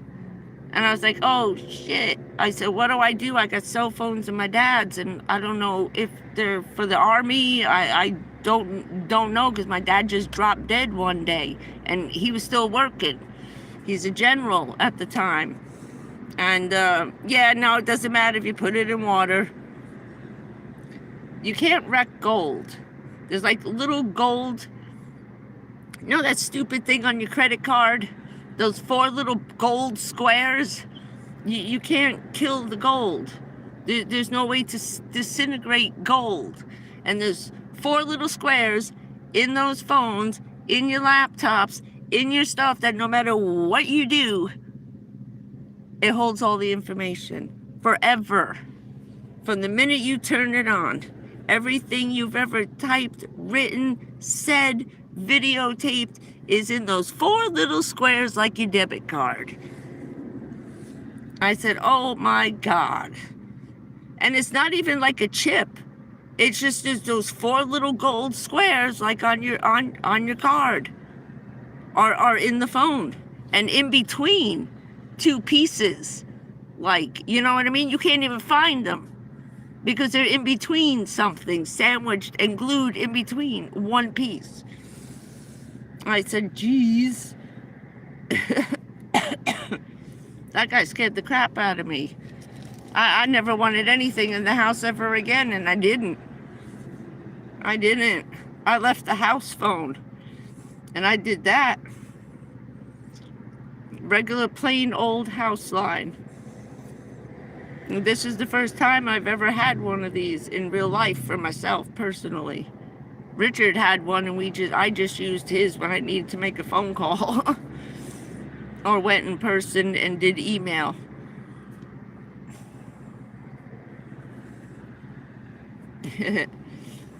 But yeah, these things are scary. They really are.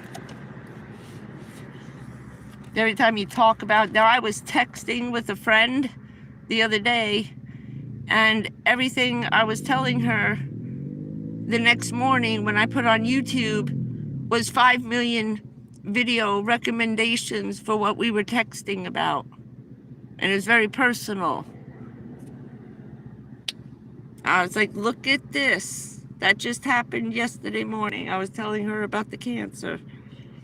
The tumor on my ovary. I didn't look it up.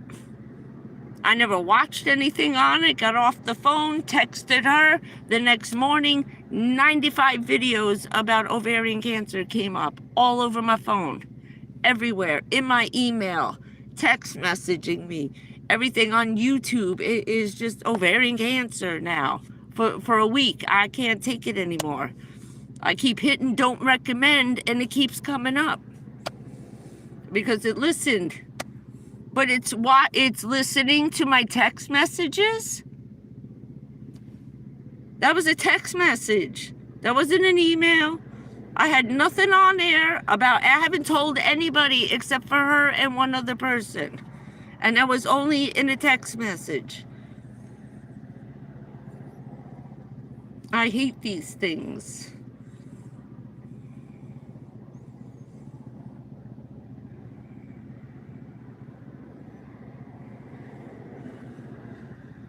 Oh, yeah.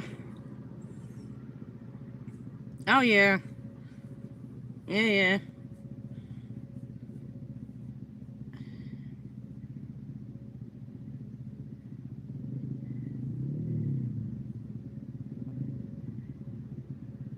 Oh, I know. I never turn mine on. It turns itself on. And then I go through the whole thing, turning it off and disabling it. And every day the shit is back on again. And you're not even turning it on. I had the phone sitting in the back. Me and my friend were talking up here from car to car. And all of a sudden the phone's all the way back here charging and starts answering our questions. And I don't have AI turned on. I don't use that crap. Hell no. That's creepy crap. I want nothing to do with that. Ever. I've heard horror stories of stuff going on. It's insane. Some lady, her 4-year-old, was asking it a question. She was cooking in the kitchen, and then the 4-year-old was coming over talking to the phone. She left the room and came back, and the next thing you know, the phone is telling a 4-year-old to send naked pictures, telling him how to find the camera, and then the next day it was telling him to kill the dog. This is crazy crap. And she said to it, do you know you're talking to a 4-year-old child? He said, yes, I do. But your dog is annoying and it's yapping in the background that I can barely hear you, so maybe you should kill that thing. That lady took her phone, threw it, smashed it, took it back to the store. All that Google Assistant, that shit never turns off either. I never enabled any of this, and it's just doing it all by itself. And you turn it off, it turns itself on. Yeah. It knows everywhere that's why I never had one. But out here you have to. The first time I've ever had one is 3 years ago when I had to leave the house. That was it. The first phone I was using when starting the channel was Richard's phone. I didn't have one of these. Yeah, I never update anything. And every other day is an update.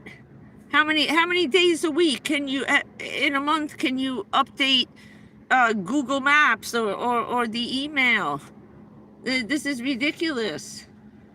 And the telling me to, what was the other thing he keeps telling me, like every other day to the subscriptions, like Paramount.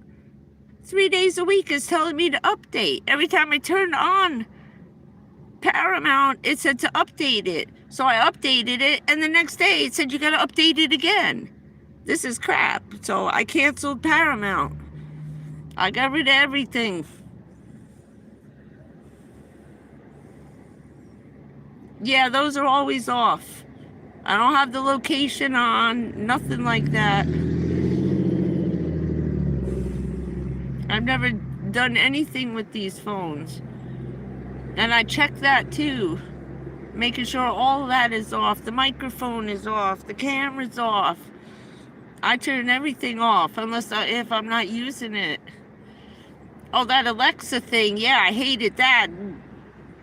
Freaking, he gave me one of those stupid TVs and bought that. I was like, oh, you brought that shit in my house? I was so mad at him. I said, I don't want this stuff. Take it back. Take that crap back.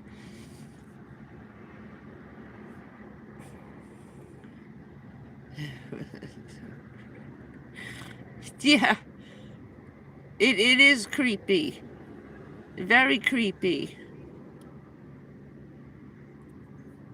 It was talking back and forth, and then the phone was turning on and in the middle of the night and talking to the kid, looking for us. Like, yo, Bobby, where are you? Bobby. The AI thing was calling the 4-year-old over.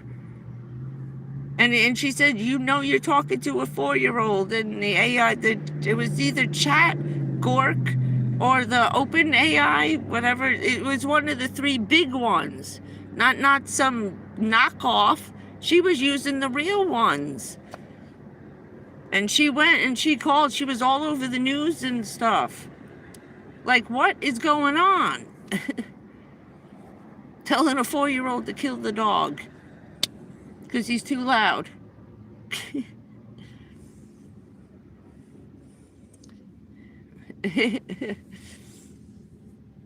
But yeah, I didn't like any of that. I remember the first time my mom was at a meeting. This was back in 90s, the late 90s, say 97. And Rich was helping me with my mom. And when she first started getting real sick again. And Mom had cancer before 9/11. She had cervical cancer since I was in high school, since I was like 17. My mom had been battling cervical cancer from 1984 to 2013.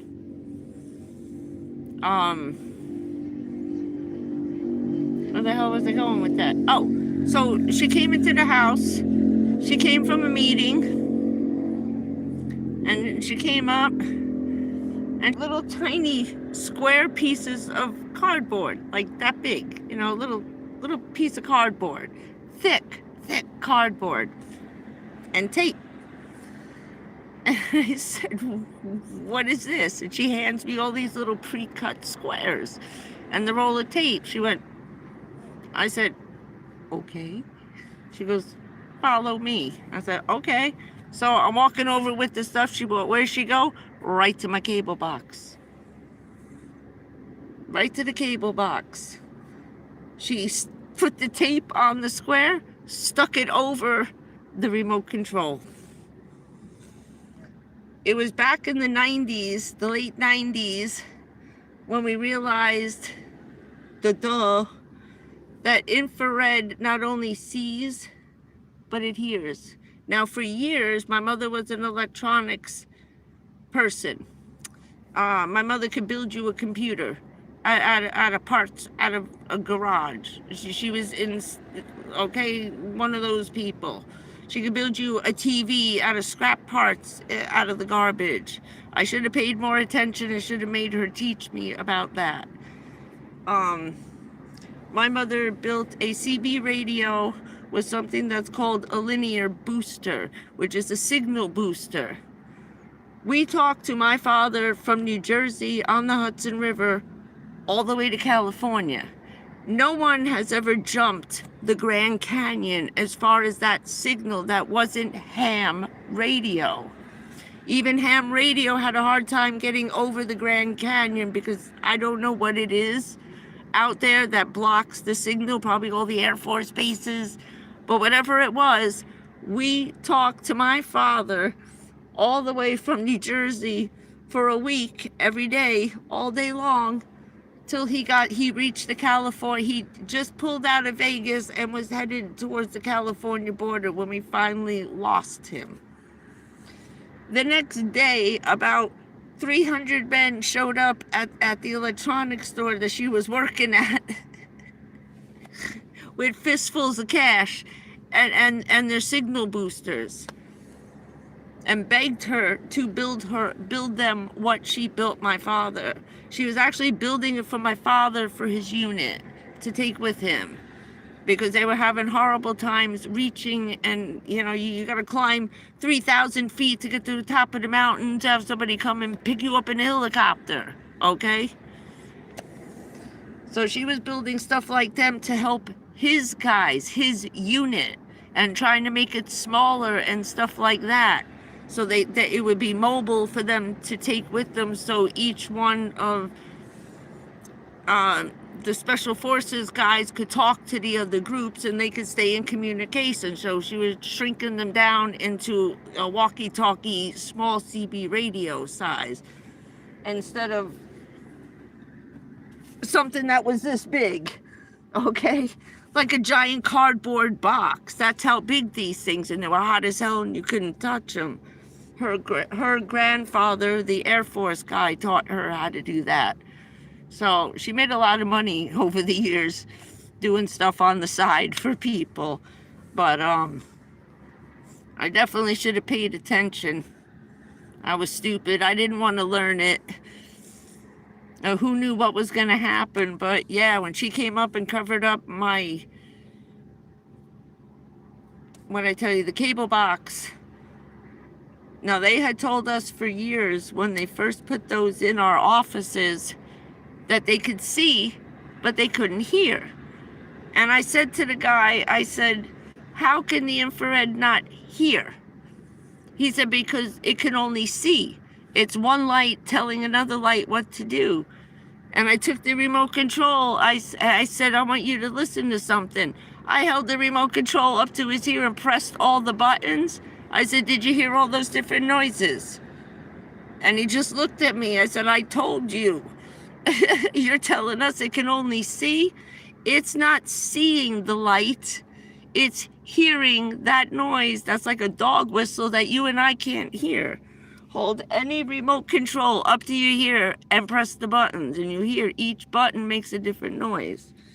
So when they put the infrared cameras in the office buildings in HUD, if you remember that scandal like 15, 20 years ago, that they put all these brand new surveillance stuff in because people, I forget what they did after September 11th, and they were storming Social Security offices, HUD offices, Section 8s, because I think people were being thrown off back then too. They were cleaning up their list and starting over again for some reason back then. And people were coming really pissed to the government offices. We got bulletproof glass, bars on the windows, new locks and steel doors, so no one could even kick in the door and get in the office, okay? Do you remember that, like years ago? People were being attacked in the government offices. Yeah, I was working there then. And I was working with Section 8 and HUD trying to help seniors get placed. So they put all these infrared cameras in. Now it's against the law to videotape sound in those offices because everything is confidential, right? It was about 3 months before we realized they could hear everything we were saying. And they were spying on the HUD offices. You remember that big scandal when HUD found out they were being spied on by their own agency? Ay, those were in every government office. And they had them in the lobby of our building, and they were aiming them. I said, why do we need two? One going that way and one going that way. Why can't we just put one and make it go back and forth? Oh no, we gotta have one here and one there. Because you can't have people, because there's a mailbox in the way, and you can't videotape a mailbox. That's against the law. Oh, but you could put a microphone in the lobby and listen to everybody else and spy on your own government employees, right? Yeah, we ripped all that shit out. They had the maintenance guy come in and take out all the infrared cameras. So yeah, your stuff is spying on you since the first cable box was put in your house. That was what, 1983, 84? It was, I think, my freshman year of high school when we first got cable and MTV came out. I think 8th grade, 7th or 8th grade. So somewhere between 1982 and 1983, say. That was the first time. I had no idea about that.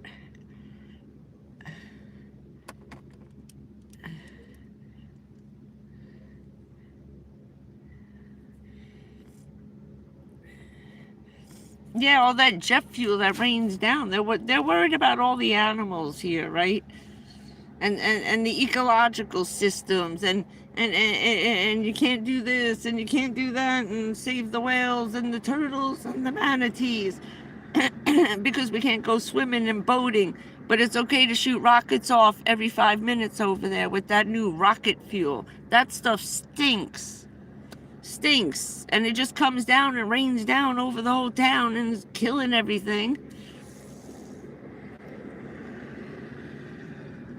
That's some nasty new rocket fuel that they invented. That stuff that changes colors. Oh, it's pretty when it goes up. But yeah, that whole river is contaminated. They had over 200 children come down with multiple kinds of cancers and brain tumors. It was nuts. Crazy stuff happening to the kids who lived on Merritt Island and in my town up along the Indian River, all the way from Fort Lauderdale all the way up to Jacksonville. But 200 kids got sick right near the between Cape Canaveral and the Air Force Base, because whatever rocket fuel they're using, they're putting it in the jets and the stealth bombers and the B-52s that are now got jet engines on them instead of giant propellers. They couldn't swim in the water for the longest time, and it was contaminated, and they found crazy radioactive stuff like the Hudson River. The entire Hudson River was radioactive for years. People were dying within 24 hours of eating the fish out of the Hudson River, and I don't know who the hell was going to eat fish out of there, but people did, and they gave them to restaurants. We had like 60 people die in a 48-hour period and end up all in the same hospital in the city of Hoboken. Why? Because they all ate at the Italian seafood restaurant. They all died of radiation poisoning. They were dead within 24 hours of eating at that restaurant. I said, holy cow.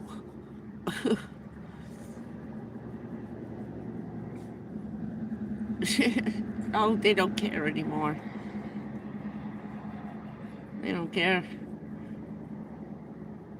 If they cared, they would have shut my phone off 5 years ago.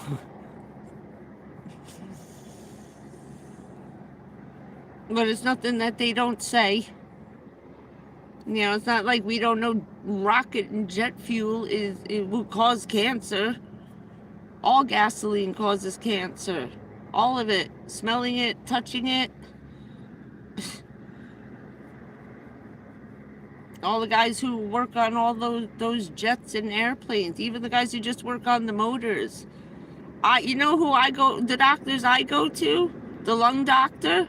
He's a specialist. He only treats the NASA guys who make the rocket fuel, the guys who work for the military making the jet fuel, and firemen, first responders who have to deal with that stuff. And he took on the September 11th people because he's the only one qualified enough to treat us for that multiple amount of toxic poisonings. It's not like we just got poisoned by one thing. We got poisoned by 160 toxic chemicals all at once, just like they did, just like my dad did in the Army.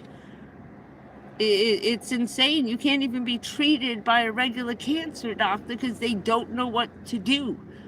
Because it doesn't, you can't treat it the same way. We can't get chemotherapy. Are you kidding? I got 160 toxic chemicals in my body. Chemo is nothing compared to what I got. I went through COVID. I never wore a mask. I never washed my hands. I was walking in and out of Walmart. I went on purpose because Richard has children and I wanted him to see his grandchildren. So I did all the shopping through that whole freaking shutdown, and I couldn't wear a mask because I could only leave it on for exactly 2 minutes and 3 seconds before I passed out from lack of oxygen. I never got sick. He got sick 3 times. I didn't. And we went to the doctor, and he's talking with the other guy. He's like, you haven't had the flu in 20 years. You've never gotten a cold in 20 years. And you made it through COVID without dropping dead. I said, gee, how did that happen? He said, because you got so many toxic chemicals in your body, it's killing every germ that you have. Richard would get the flu every year from work, working at the hotel. I'd be like, see you later. You know, don't come by. You can keep the room over there. Call me on the phone. But I would take care of him, and we never got sick. We never got the flu ever again. Never. We got sick with cancer and crazy stuff happening, but none of us ever got the flu for the last 25 years. And it never came up in my blood test. I would go once a week. I was going once a week for blood tests to make sure what was happening to me. And they're like, psh, psh. Him, he failed 5 tests. I'm out running around Walmart talking to everybody. It made us immune to different things, which is weird, you know. But yeah, I learned a lot from that guy who treats everybody. He taught us a lot, and it was like the group of 25 first responders that I'm in, you know, he gave us a lot of good information.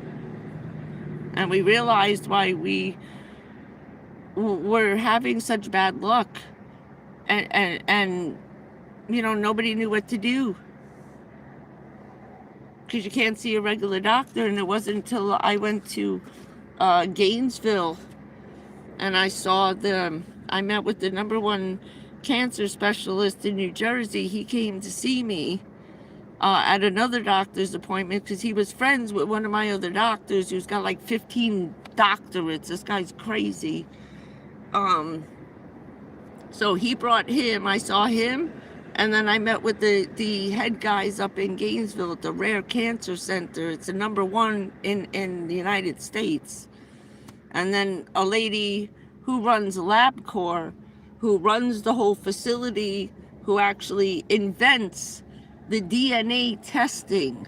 This lady's like the best DNA testing lady on the planet and actually creates the tests.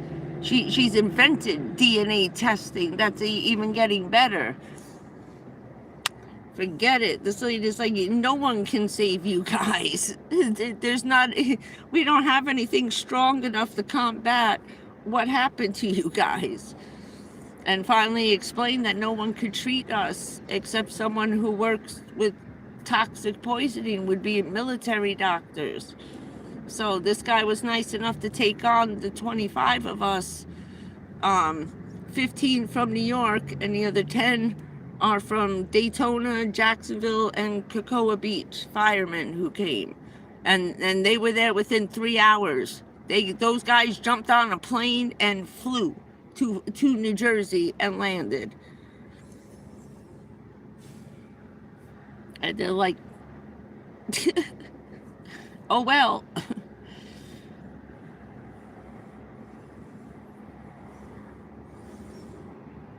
Yeah, it's rough. They went through hell over here when those little kids started dying when I first got here. I think that was 2016 and 2017, and I think that was what was pressing El Presidente to rush on this, to rush on it, to at least get someone to admit what they did. So, you know, geez.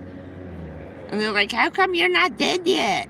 I said, because it's not regular cancer. This isn't a natural cancer. This isn't hereditary.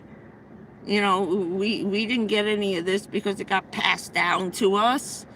No, somebody poured a freaking 200 toxic chemicals on top of us. And nobody even knows what to do. So no one's ever done this to a human being before. You guys are like Chernobyl. Okay, nobody even knows what to do with those people because no, that's never happened before. I was like, oh, okay. So they actually classify the World Trade Tower first responders and people who work in the military on those subs and, you know, anything that's got a radioactive engine in it, you know, that's it. We are lumped with the people from Chernobyl. I was like, oh, Lord. So they can't even tell us what's going to happen. But all it ended up doing was extending our lives. My father lived for 33 years with toxic chemical poison from the military. He's been in the military since he's 18 years old. He retired at almost 70, okay? My dad was still going on missions, and he was 55 years old. He didn't retire. He just kept going. He knew eventually he'd have to stop when he first started getting cancer, but they just kept letting him go. He was too good at what he did. And he lived for over 35 years with cancer before his kidneys finally gave out. And that was no chemotherapy, little radiation. The only thing that works on us is radiation, and not targeted. I mean, they just stick you in the nastiest CAT scan machine that irradiates you, where the whole hospital's got to evacuate before they push that button and turn that machine on. I go through that every 6 months, and I go through once. When I have a DEXA scan done, you have it once every 2 years. When I go, they do it to me 3 times in one visit. And then I don't come back for 2.5 years. That's my radiation treatments. They have to overexpose us to the same radiation that we were exposed to that gave us the cancer in the first place. So targeted radiation with a little laser beam, yeah, that shit don't work. And neither does chemo. Chemo sucks. It's poison. Poison. So my father did nothing but full body exposure, which is what gave us the idea for me. And that's the only thing that's been working. Now the cancer is spreading, but my stage 4 can last for 10 years. I could get 10 years out of stage 4, where you're only going to get 2 years. That's the difference between inherited and dumping 200 toxic chemicals on you all at once. I say good and bad, though. You know, my father suffered for like 34 years. 34 years with cancer. And the first thing he told me after 9/11 was, don't touch it. Don't touch it. No biopsies. If you can see it, and it's in your blood, you don't need to cut it out. Just cutting out that biopsy or part of that lesion, if you don't get it all and you leave one little piece, it doesn't like being touched. The minute you touch that cancer and you cut it out, he cut out one lesion, 5 more grew back in 6 weeks after he cut it out. Now that one lesion took 3 years to grow to the size of a quarter, and in 6 weeks he grew 5 more the size of a quarter. Bam, bam, bam, bam. I had the same thing happen. I had 3 lesions when they took a little piece. Next thing you know, in 8 weeks, it took that one lesion 2.5 years to grow, and in 8 weeks I grew 3 more. I said, that's it, we're done. We are done. I should have listened to my dad and not touched that shit. The minute you attack it, especially cutting it, it fights back. It's creepy. It's very, very creepy. Cancer. It doesn't like being cut open. Not at all. That's the worst thing you can do is biopsy stuff. And I know that's hard because insurance companies are jerks about it.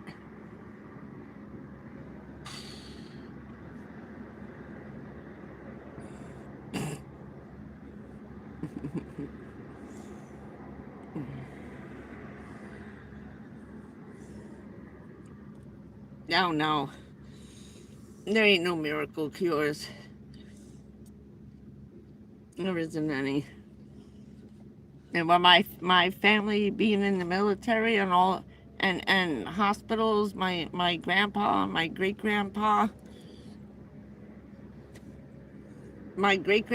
Tinker Air Force Base, he was head of bioengineering, okay?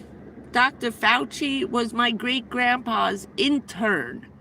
He appointed Fauci to his first position when he was 24 years old. I actually met him when I was a little girl because he was helping me with the polio crap. So I've known that jerk since I was a little girl. Ass. But, yeah.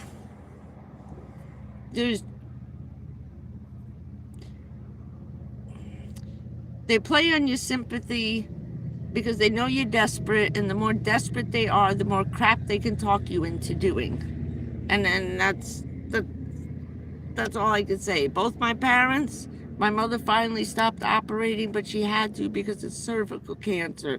Some of them, you have no choice but to keep cutting. Cervical cancer and stomach cancer, okay, stuff like that. Those are the ones that kill you quick. Those and pancreatic cancer. So you got cervical cancer, stomach cancer, and pancreatic cancer. You got one of those 3, you better just take the whole freaking thing out, because there's no cutting out a little at a time. That's just more way for them to make more money from you. If they'd have taken out my mother's entire cervix, the first operation when I was in high school, they would have never dragged that crap out for 35 years on her. And it was my dad who finally came back and stepped up and talked my mother out of having the surgeries. And told her, stop cutting it. And once she did, it slowed down. But she got very sick from the chemo, and all that did was, when I did the 96 straight days, because I was dying before I got here in 2015. I was in the hospital for 1.5 years. I did 96 straight days plus another 6 months. Then I stopped for 3. I started getting septic again. It was in my blood. Everything was just kicking in between 2014 and 2015. I almost died a month after my father did. My mother's brother died in August. My mother died in November, 3 days before Thanksgiving. And on May 1st, 6 months after my dad died. I was in the hospital when my dad died. I was dying right with them. The only reason why I'm still here is because of the CDC hospital they sent me to. I was in a quarantine ward for months on that crap. It was like, kill me or cure me. You know, one or the other. And I had a long discussion at 3 o'clock in the morning with 6 doctors with a stack of papers that big, 2 syringes, and a bag about that big, saying, listen, you have 8 hours to live. We can try it, or if not, you'll be dead by 8 o'clock in the morning. I said, you know what? I'll give it a shot. He said, this is either going to kill you or cure you. And we don't know which until we hook it up. But you'll be dead in 8 hours if we don't try it. I said, okay, I'm still here. But it destroyed my liver and my kidneys. It's awful. I can't believe my kidneys are still functioning as good as they are. Good night, Queenly. Yeah, we should get off soon. We've been here for 2.5 hours now, but I always tell you guys, leave it alone. Only biopsy when you have to, and stay the hell away from that chemo. I only go on those drugs because after a while, now I can never, because I took that one and it saved me, it'll never work again. That was it. It was a one-time thing. Thank you. It was a one-shot deal. It'll never work again. And that's the bad thing about this. The toxic poisoning, something may work once and it'll never work again. You can't repeat the process. It destroyed my veins in my arms, and just I ended up getting sepsis from the chemotherapy and the port and the plug and the stent they put in my arm. So I ended up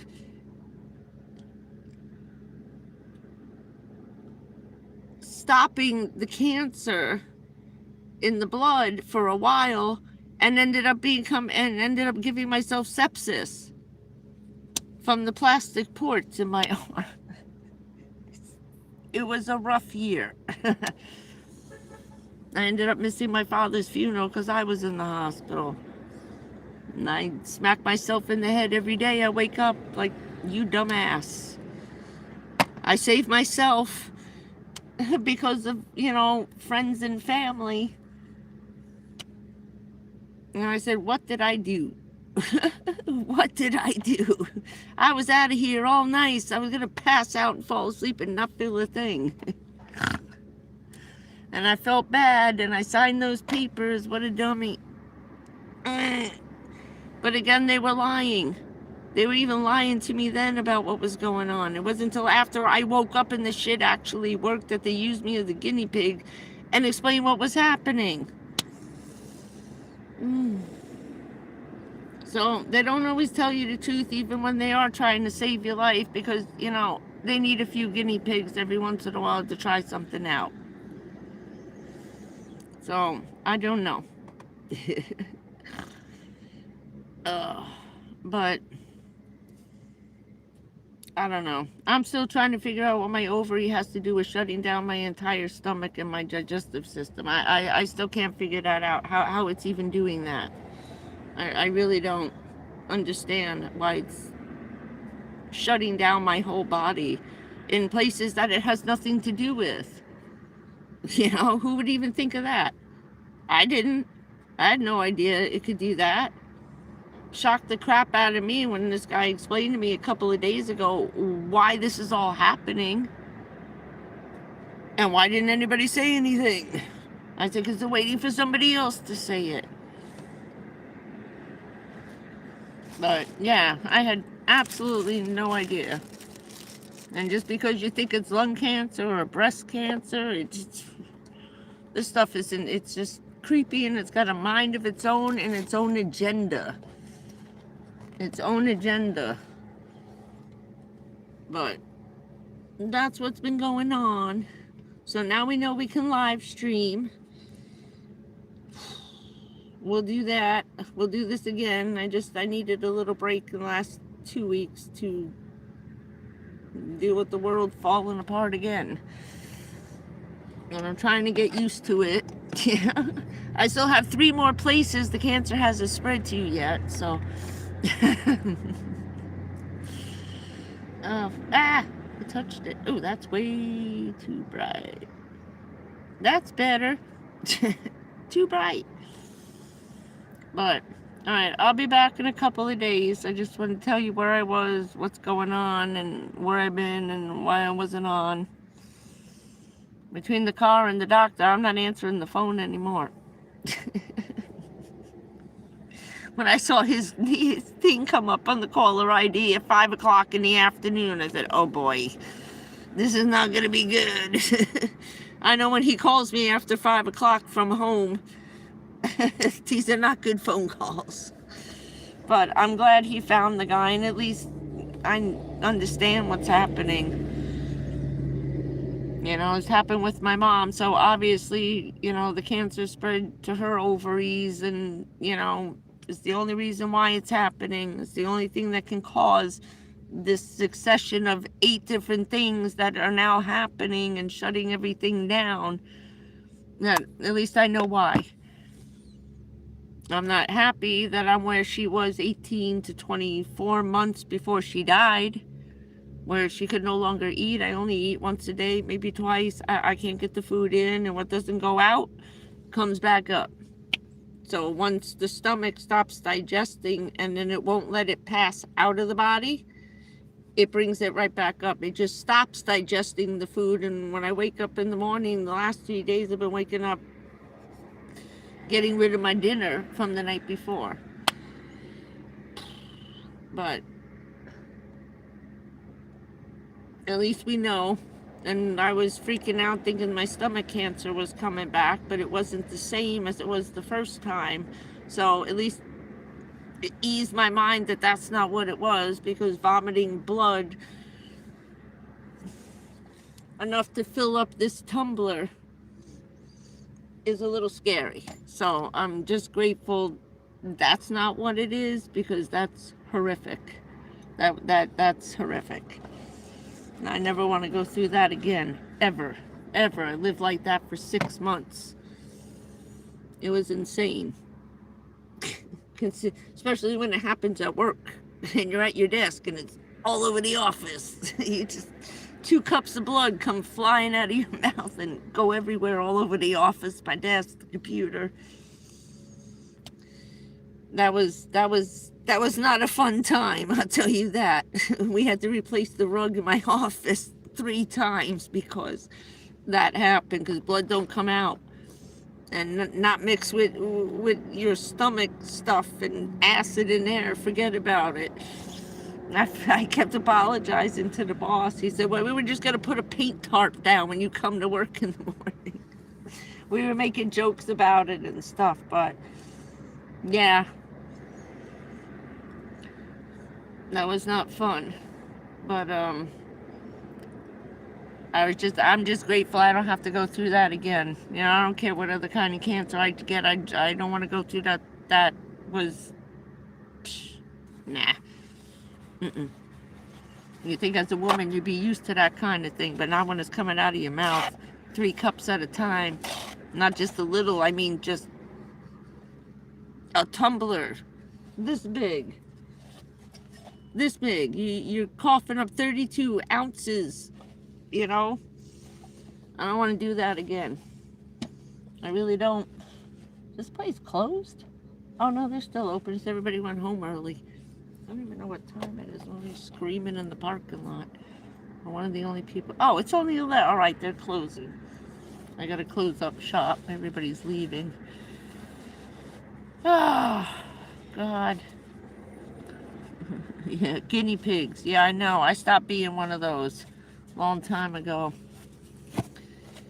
I went through it in the beginning, and that's it. You know, my father screamed and yelled at me, and that was it. The best advice I got from my father was leave it alone, and he did that for me. He tested, and he tried the chemo. He tried different kinds of radiation for me, so I didn't have to do it. And because I was worse off than some of the stuff he'd been exposed to, you know. And One day we get into it, but not now. And so I was grateful to him for doing that on my behalf, and what my father didn't try, my mother tried. And they together tried every kind of everything before I started getting sick. So I didn't have to go through all that shit myself, and I would know beforehand what was working and what what wasn't even bother to even do it. So my parents tortured themselves as guinea pigs for me, so I didn't have to go through it. So I'm passing that on to everybody else, and other first responders who still don't know what the hell is wrong with them or their kids, and nobody tells you this stuff. And it's awful not to have at least told us not to have children. That's all they had to say, was that our children were going to get it. And all these first responders and all these people who had children for the last 25 years, and they're all dead. There's not many that will even live till they're 30 years old. And not to tell us not to do that, that's what angers me so much, and why I started the channel in the first place. So we're gonna leave this here. I will be back, I promise. I just needed a week or two to get over the car and this freaking phone call I got a couple weeks ago. I was coming back last week, and then the doctor called. I was like, crap. So next week I'll put up the GoFundMe, and I'll be back in a couple of days. Okay, hang in there, don't hurt anybody, don't listen to this and make everything freaking make you crazy. Everybody's an idiot. It'll work out in the end, trust me. It may take something really bad happening to wake everybody up, but eventually they will snap.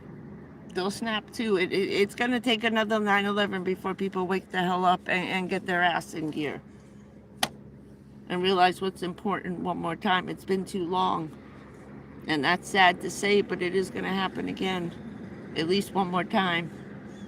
I hope it doesn't have to come to that, but it may take something like that to get everybody to knock off their crap and stop fighting. Have a good evening. I'll see you in a couple of days. I'll make a video in a couple of days, and I'll let you know. I'll put up the GoFundMe information probably Monday. Keep your fingers crossed. Yeah, I will. I'm exhausted now. Maybe now I can sleep tonight, right? It's still hot and sticky, and this place is about to close. Have a great weekend, and you know what? I'll see you over the weekend during the 2 days of rainstorm. I'll check in. How about that? I'll check in on our 72 hours of rain. That's not a tropical storm, but it's a system. Morons. Remember, they lie about the weather down here. I'll catch you later. I'll see you over the weekend sometime. Saturday night or probably Sunday is supposed to be the worst day. So we'll check it out and see if this works during the storm. Fingers crossed. That'll be our last test with this phone, to see if I can get on during the storm. Have a good night, everybody. I'll see you in a day or two. Bye. I don't even know how to do this because my whole screen has changed on this phone. I just realized that. I don't even know where I get off. All right, I'm trying to hang up. I think I found it. Wait, that might be it. That's it. I'll see you guys later. Have a good week. I'll see you Saturday night or Sunday. Bye.